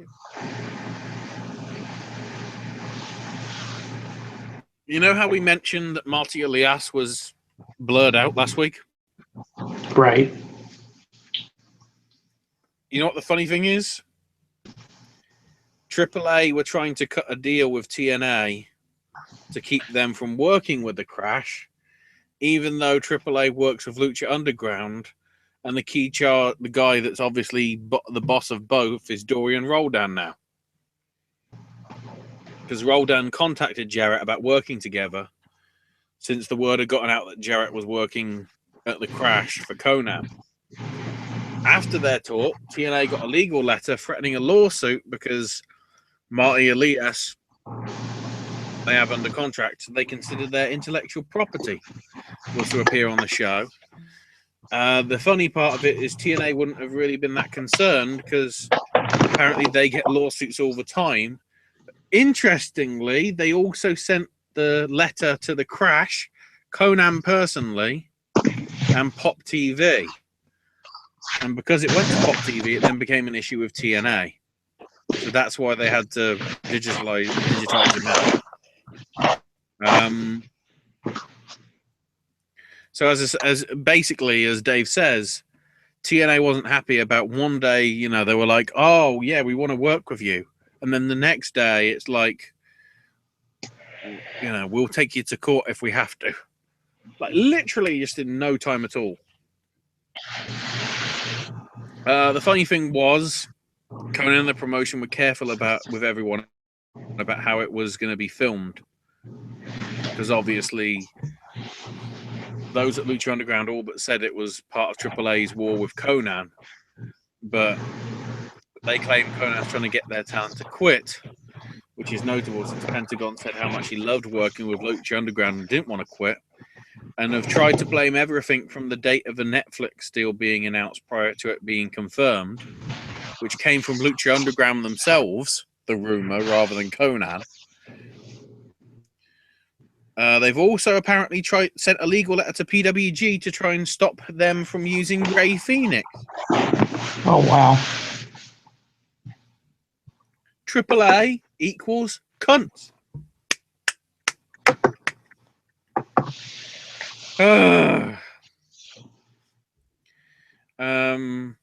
Payback will be a Raw exclusive show in San Jose. That was supposed to be where Bayley was going to get her first title defense. So that obviously ain't happening now. Regarding the network and the UK promotions, apparently the deals are all on the table. Basically, Vince has changed his mind so many times that the delay in announcing anything could have meant that he's changed his mind again. But Dave's heard that the delay is basically because ITW needs to get its house in order. Because obviously there's trademarks and music that's used on their show. And WWE doesn't want trademarked music on their stuff. So stuff's transitioning. It's worth noting that Drew Galloway now has a new custom music track, which he had on the What Culture Destiny show, you know, when he came out to face Hendry. Mm. So that's now his music, sort of like, you know, Cody's got his own music as well. Charles Robinson underwent foot surgery a few weeks back after a ruptured plantar fascia suffered in the Rumble match between Cena and Styles, but is expected to be back in time for Mania. Carsten Schaefer, who's been the German language announcer for 30 years in WWE, stepping down full-time from announcing Raw, but is going to stay with the company. He's still going to announce the Big Four, so he's still going to be doing Royal Rumble, WrestleMania, SummerSlam, and Survivor Series. Apparently on the Google Shopping Index, Top 10 searches for 2016 were Cena, Reigns, Styles, Undertaker, Rollins, Ambrose, The Bellas, Lesnar, Kane, and Orton. You silly bastards. Why didn't you put Owens? Boo.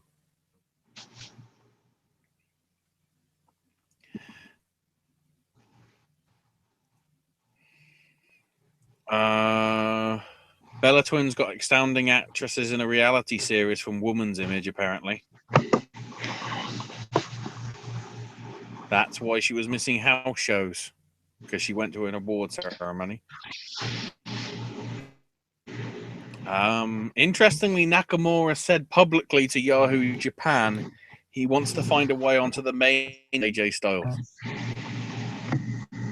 Shane McMahon, can you please stop your fuck and let Nakamura versus AJ happen? Please.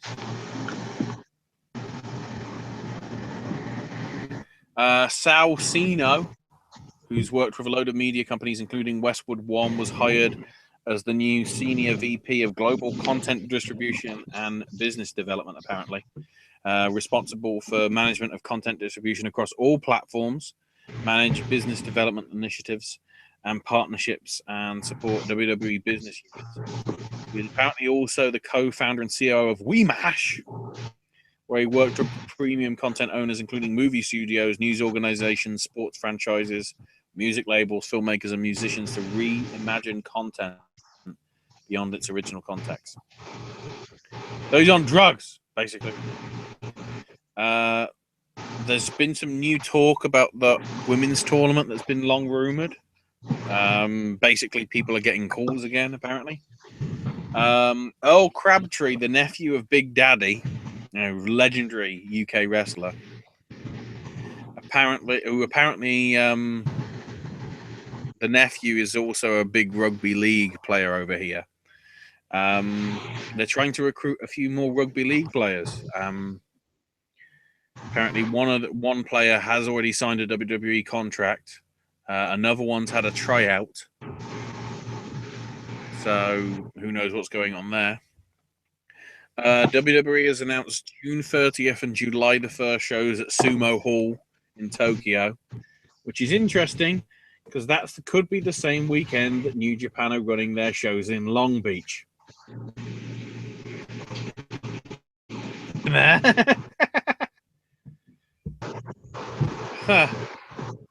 Also, WWE announced a October show in Chile.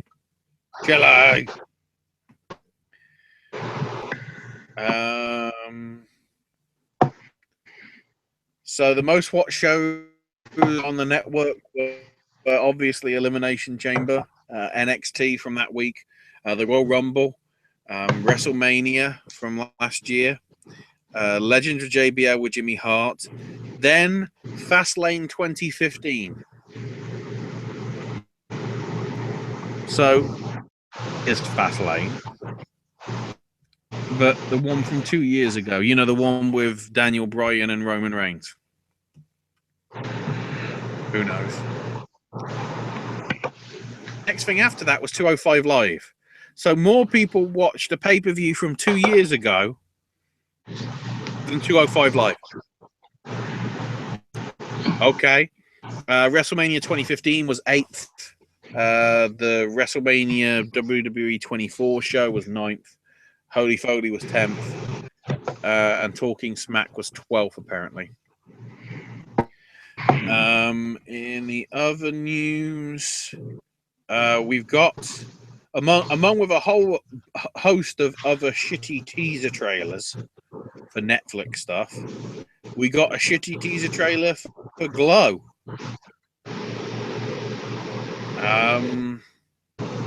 Which the write-up from Netflix goes, inspired by the short-lived but beloved show from the 80s, Glow tells the fictional story of Ruth Wilder, played by Alison Brie, an out-of-work struggling actress in the 1980s LA scene who finds one last chance for stardom when she's thrust into the glitter and spandex world of women's wrestling.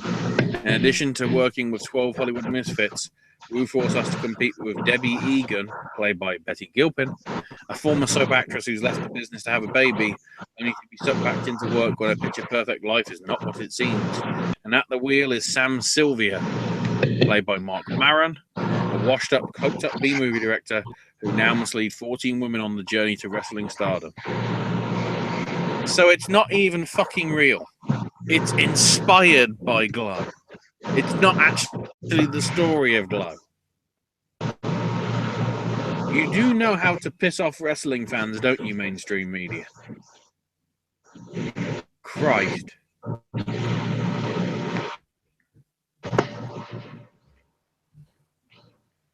Also, there seems to be concerns about whether we're getting one of the matches at Mania. Yeah. When responding to the whole "Is the Big Show versus Shaq" match happening, Shaq said on his podcast that the bout probably won't be happening. It's not going to happen. That's probably right. It's not my fault. That's all you need to know. It ain't my fault. Oh, it ain't my fault. Shaq then went on to say that the plans are likely falling through, have nothing to do with him or his management, interestingly. He says that it isn't definitive. The match is off yet, though things aren't looking good, and claims that he's still training like it's going to take place and challenge Big Show to meet him wherever he wants to meet. Part of me wonders whether they're doing this to try and build it up and make it into a big thing, but in doing so, they're making it look bloody shit. In which case, Owen, we might have a contender for the worst WrestleMania. I'm sorry that you're going to it. Yeah, I know. And also, Isabel Lahella, 22-year-old Canadian weightlifter, who just put shots of her fucking ass on Instagram, has signed with Developmental. Hang on. A woman that's a weightlifter. JBL likes big muscular women. JBL likes big muscular women. Put her on Smackdown. Let him get his giant cock out and wank it silly, and then get on camera and talk. So then they call somebody Trip Bradshaw version 2.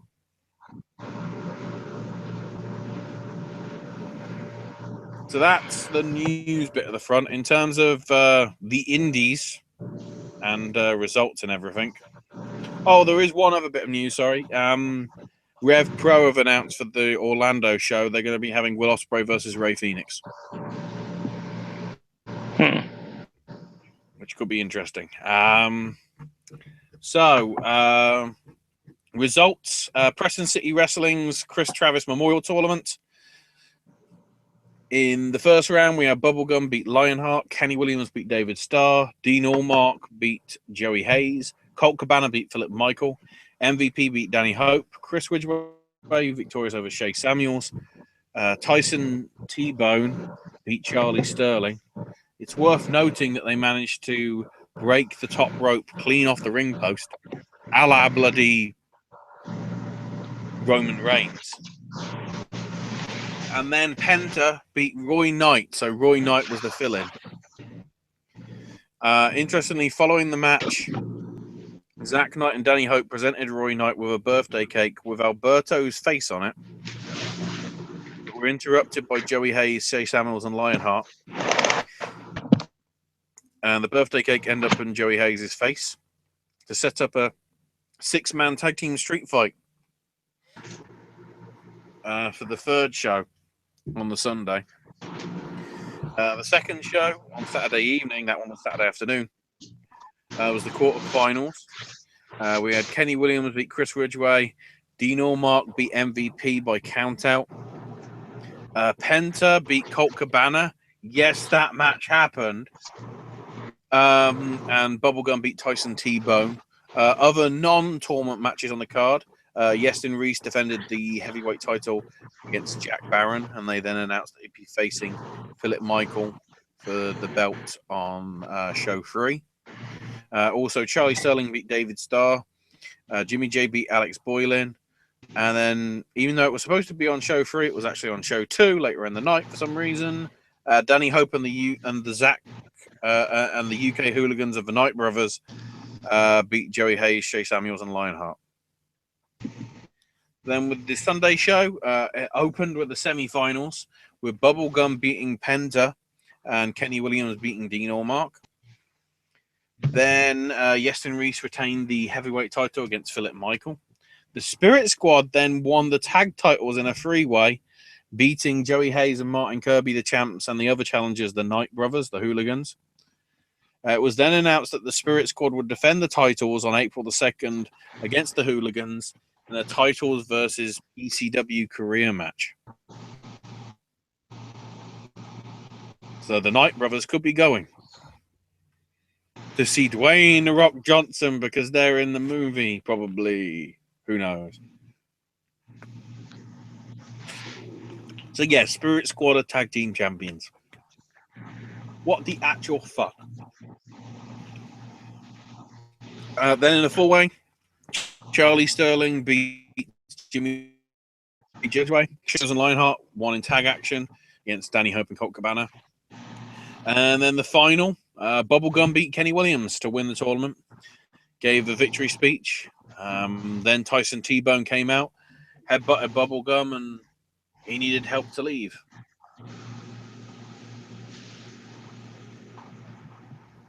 So that all led from the previous night. There you go. If you're wanting to know how Pete done with Penta El Zero, and the match that should have happened, but because of the Chris Travis situation, he didn't, we jump to last Friday, Rev Pro's Portsmouth show. We have Marty Scurll beat Ryan Smile. Dave Mastiff beat Trent Seven. Colt Cabana and Swoggle beat Lord Gideon Graham, Rishi Ghosh. Rob Lias victorious over Dan McGee. Joel Redman and Charlie Sterling retained the Rev Pro British tag titles against the Spirit Squad. So Rev Pro was sensible. PCW won. And Penta beat Pete Dunne. And sticking with the British stuff, Sunday was Chapter 44 of Progress Wrestling.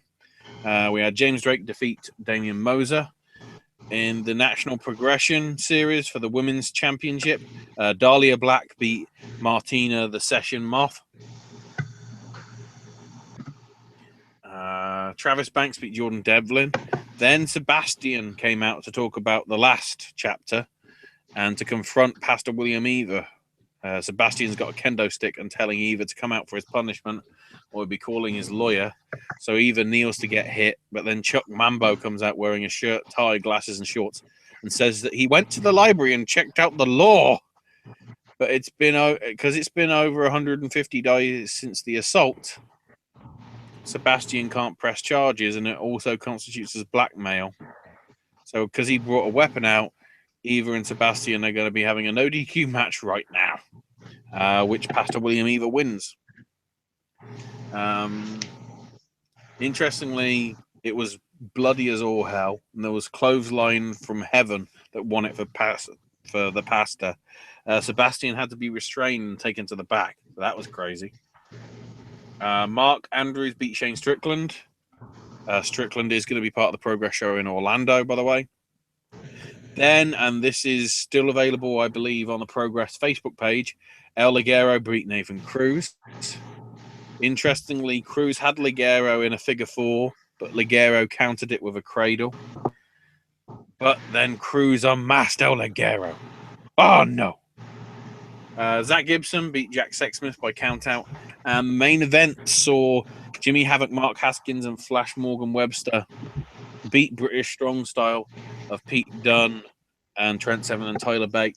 Interestingly, Bate came out with a Progress tag belt, but then went backstage and ditched it instead for the WWE United Kingdom title. Havoc pinned Pete Dunne to win. So due to the, per to the stipulations of the match, Havoc became number one contender to the singles title and announced he's going to take his shot. Chapter 45, which I believe is next weekend, and it's going to be a death match. So is Dunn dropping the belt so he can go to the E? Sort of properly, who knows? CWF Mid-Atlantic had their end of an era show. The tag titles were retained by the Sandwich Squad, beating Moneyball. Him and Sis and versus So Time of Dirty Daddy and Snooty Fox went to a double DQ. Otto Schwanz beat PB Smooth. Kane Justice retained the Rising Generation League title against Dominic Guarini. Chip Day beat Alex Daniels. Eric Andrews beat Cool J. That was a match where the opponent for Andrews was randomly selected by the fans. So Cool J won out there, I guess. Eric Royal and Roy Wilkins, who were the people that were in the triple threat match against C.W. Anderson and somebody else and the Hardys for the CWF Mid-Atlantic thing. They beat Chet Sterling and Nick Richards. So then we had the six-way scramble for the title. Trevelyan retained, beating Andrews and Justice and Day and Schwanz and Garrett. Probably makes sense. You know, they all had matches early on in the night and Trevelyan didn't. I don't think there's an advantage there. Whatever. C4 up in Canada in Ottawa. Their Underground Volume 3 show. MVP, Michael Von Payton and Raheem Ali beat Mark Wheeler and Ryan Donovan, as well as the Courteous Outstanding Men of Brooklyn Foot and D-Roy. Oliver Strange beat Decca Lockhart. Penelope Ford beat Flo Riley. Dino beat Isaiah Bronson. Space Monkey overcame Jonathan Rukin and Tony Deppen in a triple threat. Jeff Cannonball victorious over Cecil Nix. Matchy St. Jack, Stu Grayson, and Thomas Dubois beat Brute Van Slyke, Jay Freddy, and Mikey Skyros. Interestingly, St. Jack and Grayson seem to be not on the same page really. With Dubois having to split them up quite a bit. Speedball Mike Bailey beat Sonny Kiss, but from the sounds of it, Sonny Kiss is probably going to be going back loads of times. A lot of people liked him. And the main event saw Kobe Durst beat Evil Uno to become the new C4 Underground champ. Basically, Uno thought he pinned Durst after powerbombing through a pair of chairs, but while the ref counted, he noticed Durst's hands holding the bottom rope, but the timekeeper rang the bell, so Uno was celebrating, but the error was made. So Uno got a double knee face buster, and Durst got the win that way. Beyond Wrestling, they're trying to think of the name of the show. I think it was Under Construction. I think it was called something like that. A Raw in Providence. We had Tracy Williams beat Jay Freddy. EYFBO beat Milk Chocolate. Sam Callahan victorious over Rex Lawless. Hogue, PAWG of Jordan Grayson Lufisto, beat the Hoods of Davey Cash and Chris Pyro. So intergender action there. Oh, that'll piss off Vince. Jonathan Gresham defeated Chris Dickinson. Massage Envy beat Chuck Taylor and Orange Cassidy with the Swamp Monster. Oh, the Swamp Monster. JT Dunn beat Michael Elgin. Yaka victorious over Keith Lee. Joey Janela and Penelope Ford beat Ryan Gallione and Vader Scott. The Hit Squad beat Ace Romero and Brian Malonas. Bro Steel of Chuck O'Neill and Matt Riddle victorious over the American Destroyers of Dijak and Webb. And the main event saw John Silver beat Zack Sabre Jr. Then your Evolve shows, Evolve 78. We had Matt Riddle beat Anthony Henry. Matt Riddle then calling out Galloway because he wants to beat him now.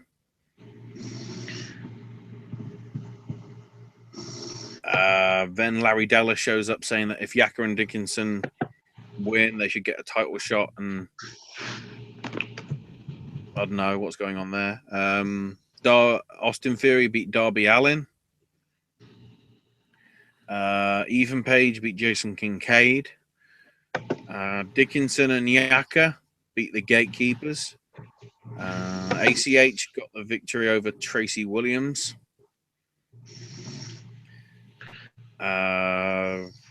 Drew Galloway beat Jeff Cobb.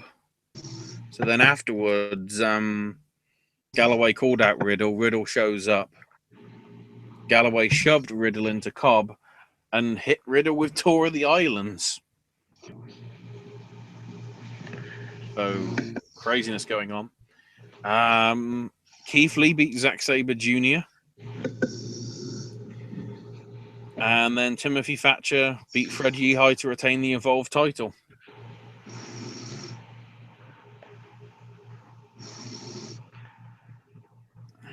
Sad face. Evolve 79.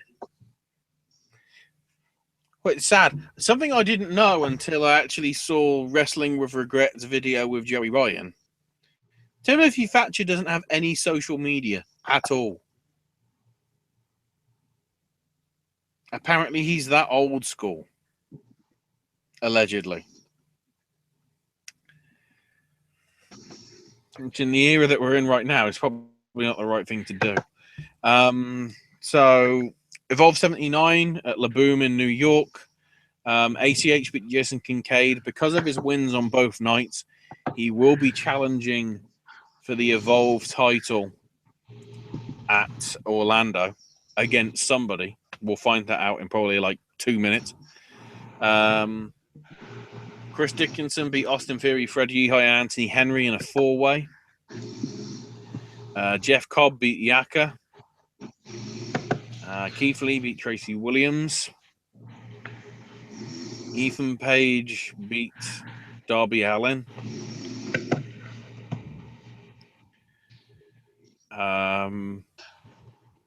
Interestingly, Page mocks Darby for being the biggest loser in Evolve afterwards, and then had the gatekeepers put Allin in a body bag so he could take out the trash.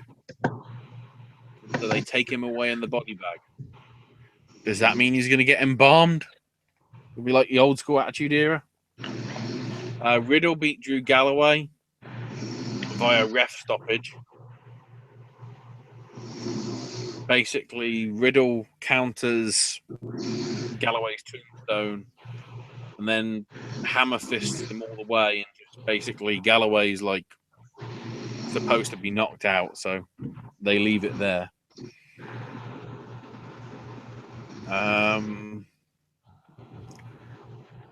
So apparently Riddle has been added to the WWN title elimination match, along with Tracy Williams and Fred Yehi and Galloway that was already announced.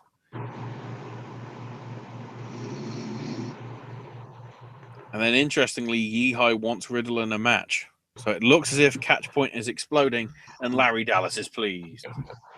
You know what I'm pleased about? Zack Sabre Jr. is your new Evolve champion, beating him fucking God. Done.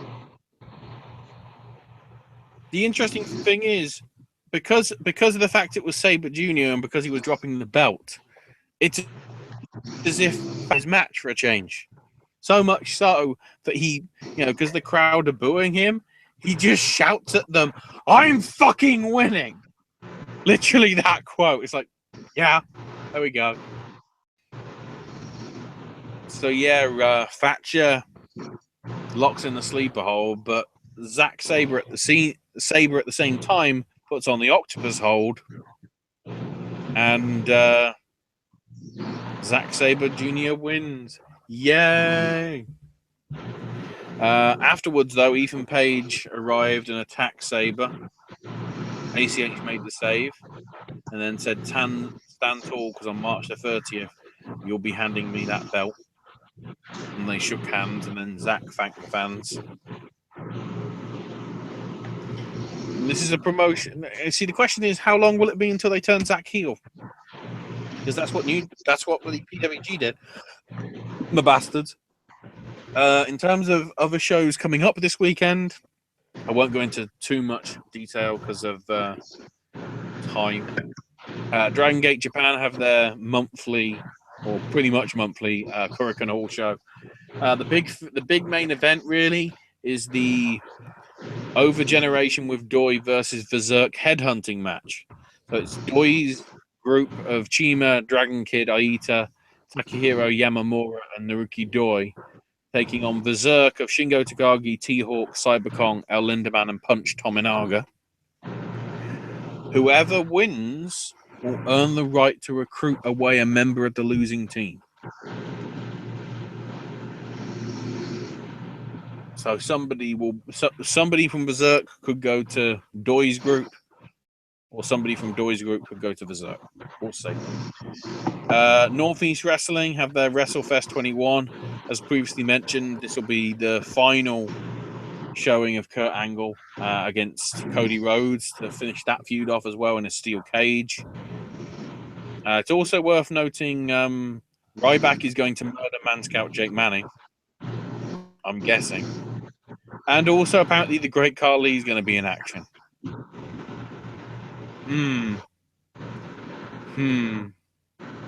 Also, apparently, there will be an autograph session with Angle and Ryback and Cody, along with Khali, and also Jerry the King Lawler and Marty Jannetty, I believe. And Ron Zombie. No, not Rob. You didn't hear me right. Ron. Ronald Zombie. That's what happens when you have too much McDonald's, kids. Or you watch too many Rob Zombie films while eating McDonald's. Ronald Zombie.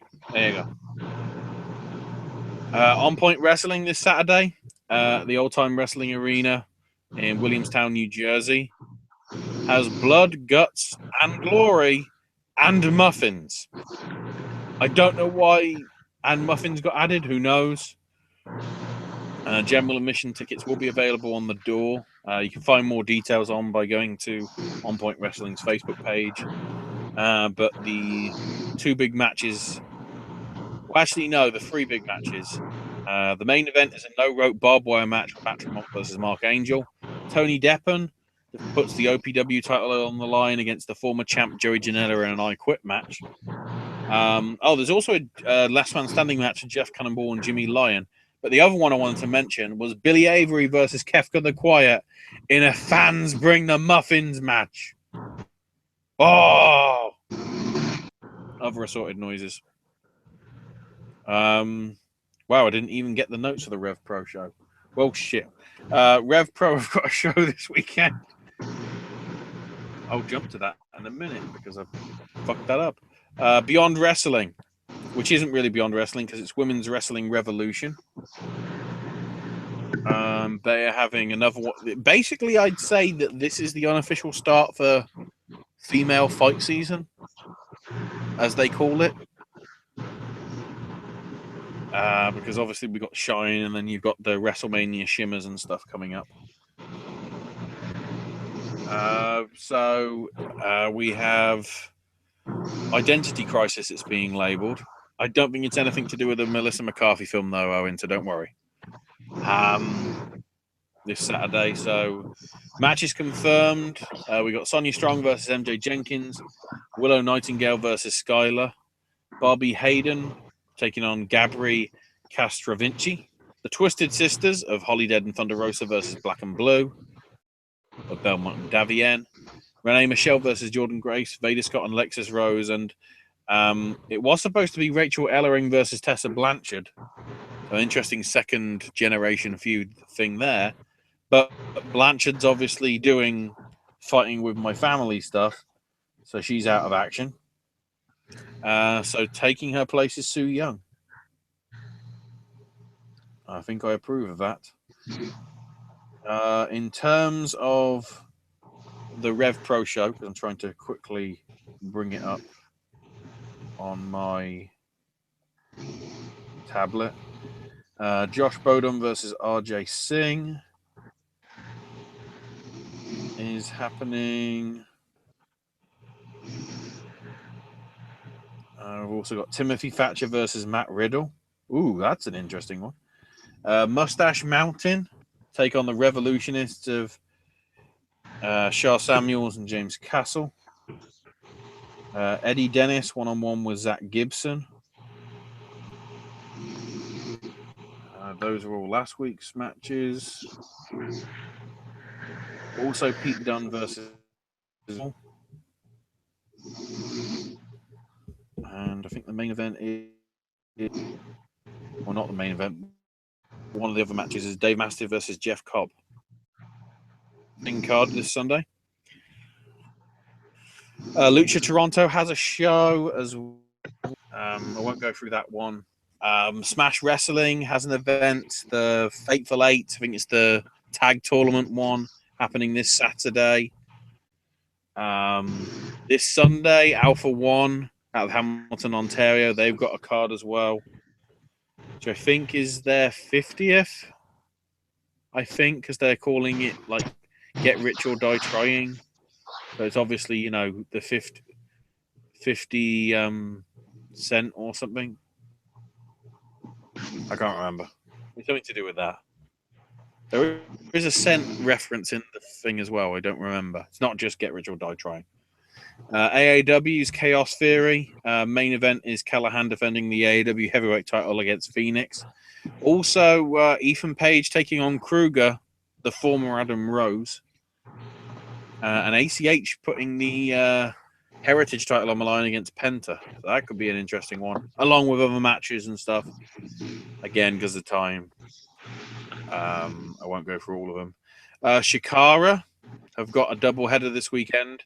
Saturday, they're going to be in Kennebunk in Maine for the first time in quite a few, or first time they're going to be in Maine for quite a few years with Blink. The main event of that being, I think it's the Force of Warren Barksdale and Bruno Maloney defending the Campeonatos de Parejas, aka the tag belts, against Sonny Defarge and Cornelius Crummels. What I'm not clear on this is, you see, is obviously that means somewhere Trent Seven and Tyler Bate have dropped the tag belts. I'm guessing this is in the secret shows, which, by the way, I think go live Sunday at 6 Eastern, I think. The next 3 shows out of the secret season of 9. Shikara's show on Sunday afternoon is going to be in Enfield, Connecticut. The main match on that card will be Ultramantis Black versus Max Smashmaster. Then we've got the Manhattan Mayhem Ring of Honor show this weekend. Will Ospreay one-on-one with Dragon Lee should be good, along with the other only confirmed matches so far, which are Marty Scurll defending the TV title against Sanjay Dutt, the Young Bucks defending the tag belt against Rush, defending the world title against Bobby Fish. And then I think that is your lot. Sorry to the promotions that I couldn't cover, but it sounds like Owen wants to go to bed, probably. He's been up for a while. Yeah, I have. Sort of as a advance warning for those of you next week wanting to know what's coming up. We got some more Progress Wrestling, CWF Mid Atlantic, AIW, ICW have got some events over here in the UK, along with Southside. Shine have their next show. Excellence Pro apparently coming back, and CZW's last show before their WrestleMania weekend escapades, along with probably other stuff as well, along with the New Japan stuff. Plus, next week we're probably going to have to, well, if the results are up in time, we've got 3 weeks of Shikara shows to cover from the secret season. I might skip that to skip it on to the next week, just so we actually don't run out of time next week. All right. So that's our show. Once again, I want to thank everyone for joining us. Thank you, Logan, and the birthday boy, Jeremy, in chat. You guys are awesome. And another shout out. Thanks to everyone for joining us tonight. Ashley, where can we find you on social media? You can find me on Twitter at AshesMyNameUK. Apparently, there might be more gaming awards for me to react about because the GDC awards are happening. And apparently, best innovation in gaming went to No Man's Sky. There's an irony there. I can't work out what the hell it is. but I probably can. Lol. Also, shout out to Timbo. Follow along on Twitter with us here at Podcast Network. Follow me on Twitter at Suro and Disney. Check out the other segments here on the network, Sip and Snack and Versus, which is going to move to Friday. AJ's movie reviews will be coming soon, so stay tuned for that. Nights is right around the corner. We'll be starting our podcast very, very soon. You should get your first Horror Nights video within the next several weeks. So by the time we move on to WrestleMania season, we'll be moving right on to Horror Nights season. So I want to thank you guys and girls out there for watching. And in a world where there are a billion wrestling podcasts, we're very pleased that once more tonight you've chosen a podcast. Thank everyone for watching. Thanks everyone for listening. Links in the description bar below to everyone's channels, to everyone in chat, as well as Acer. And until next time, boys and girls, that's all we got to say about that. Bye-bye. See you soon.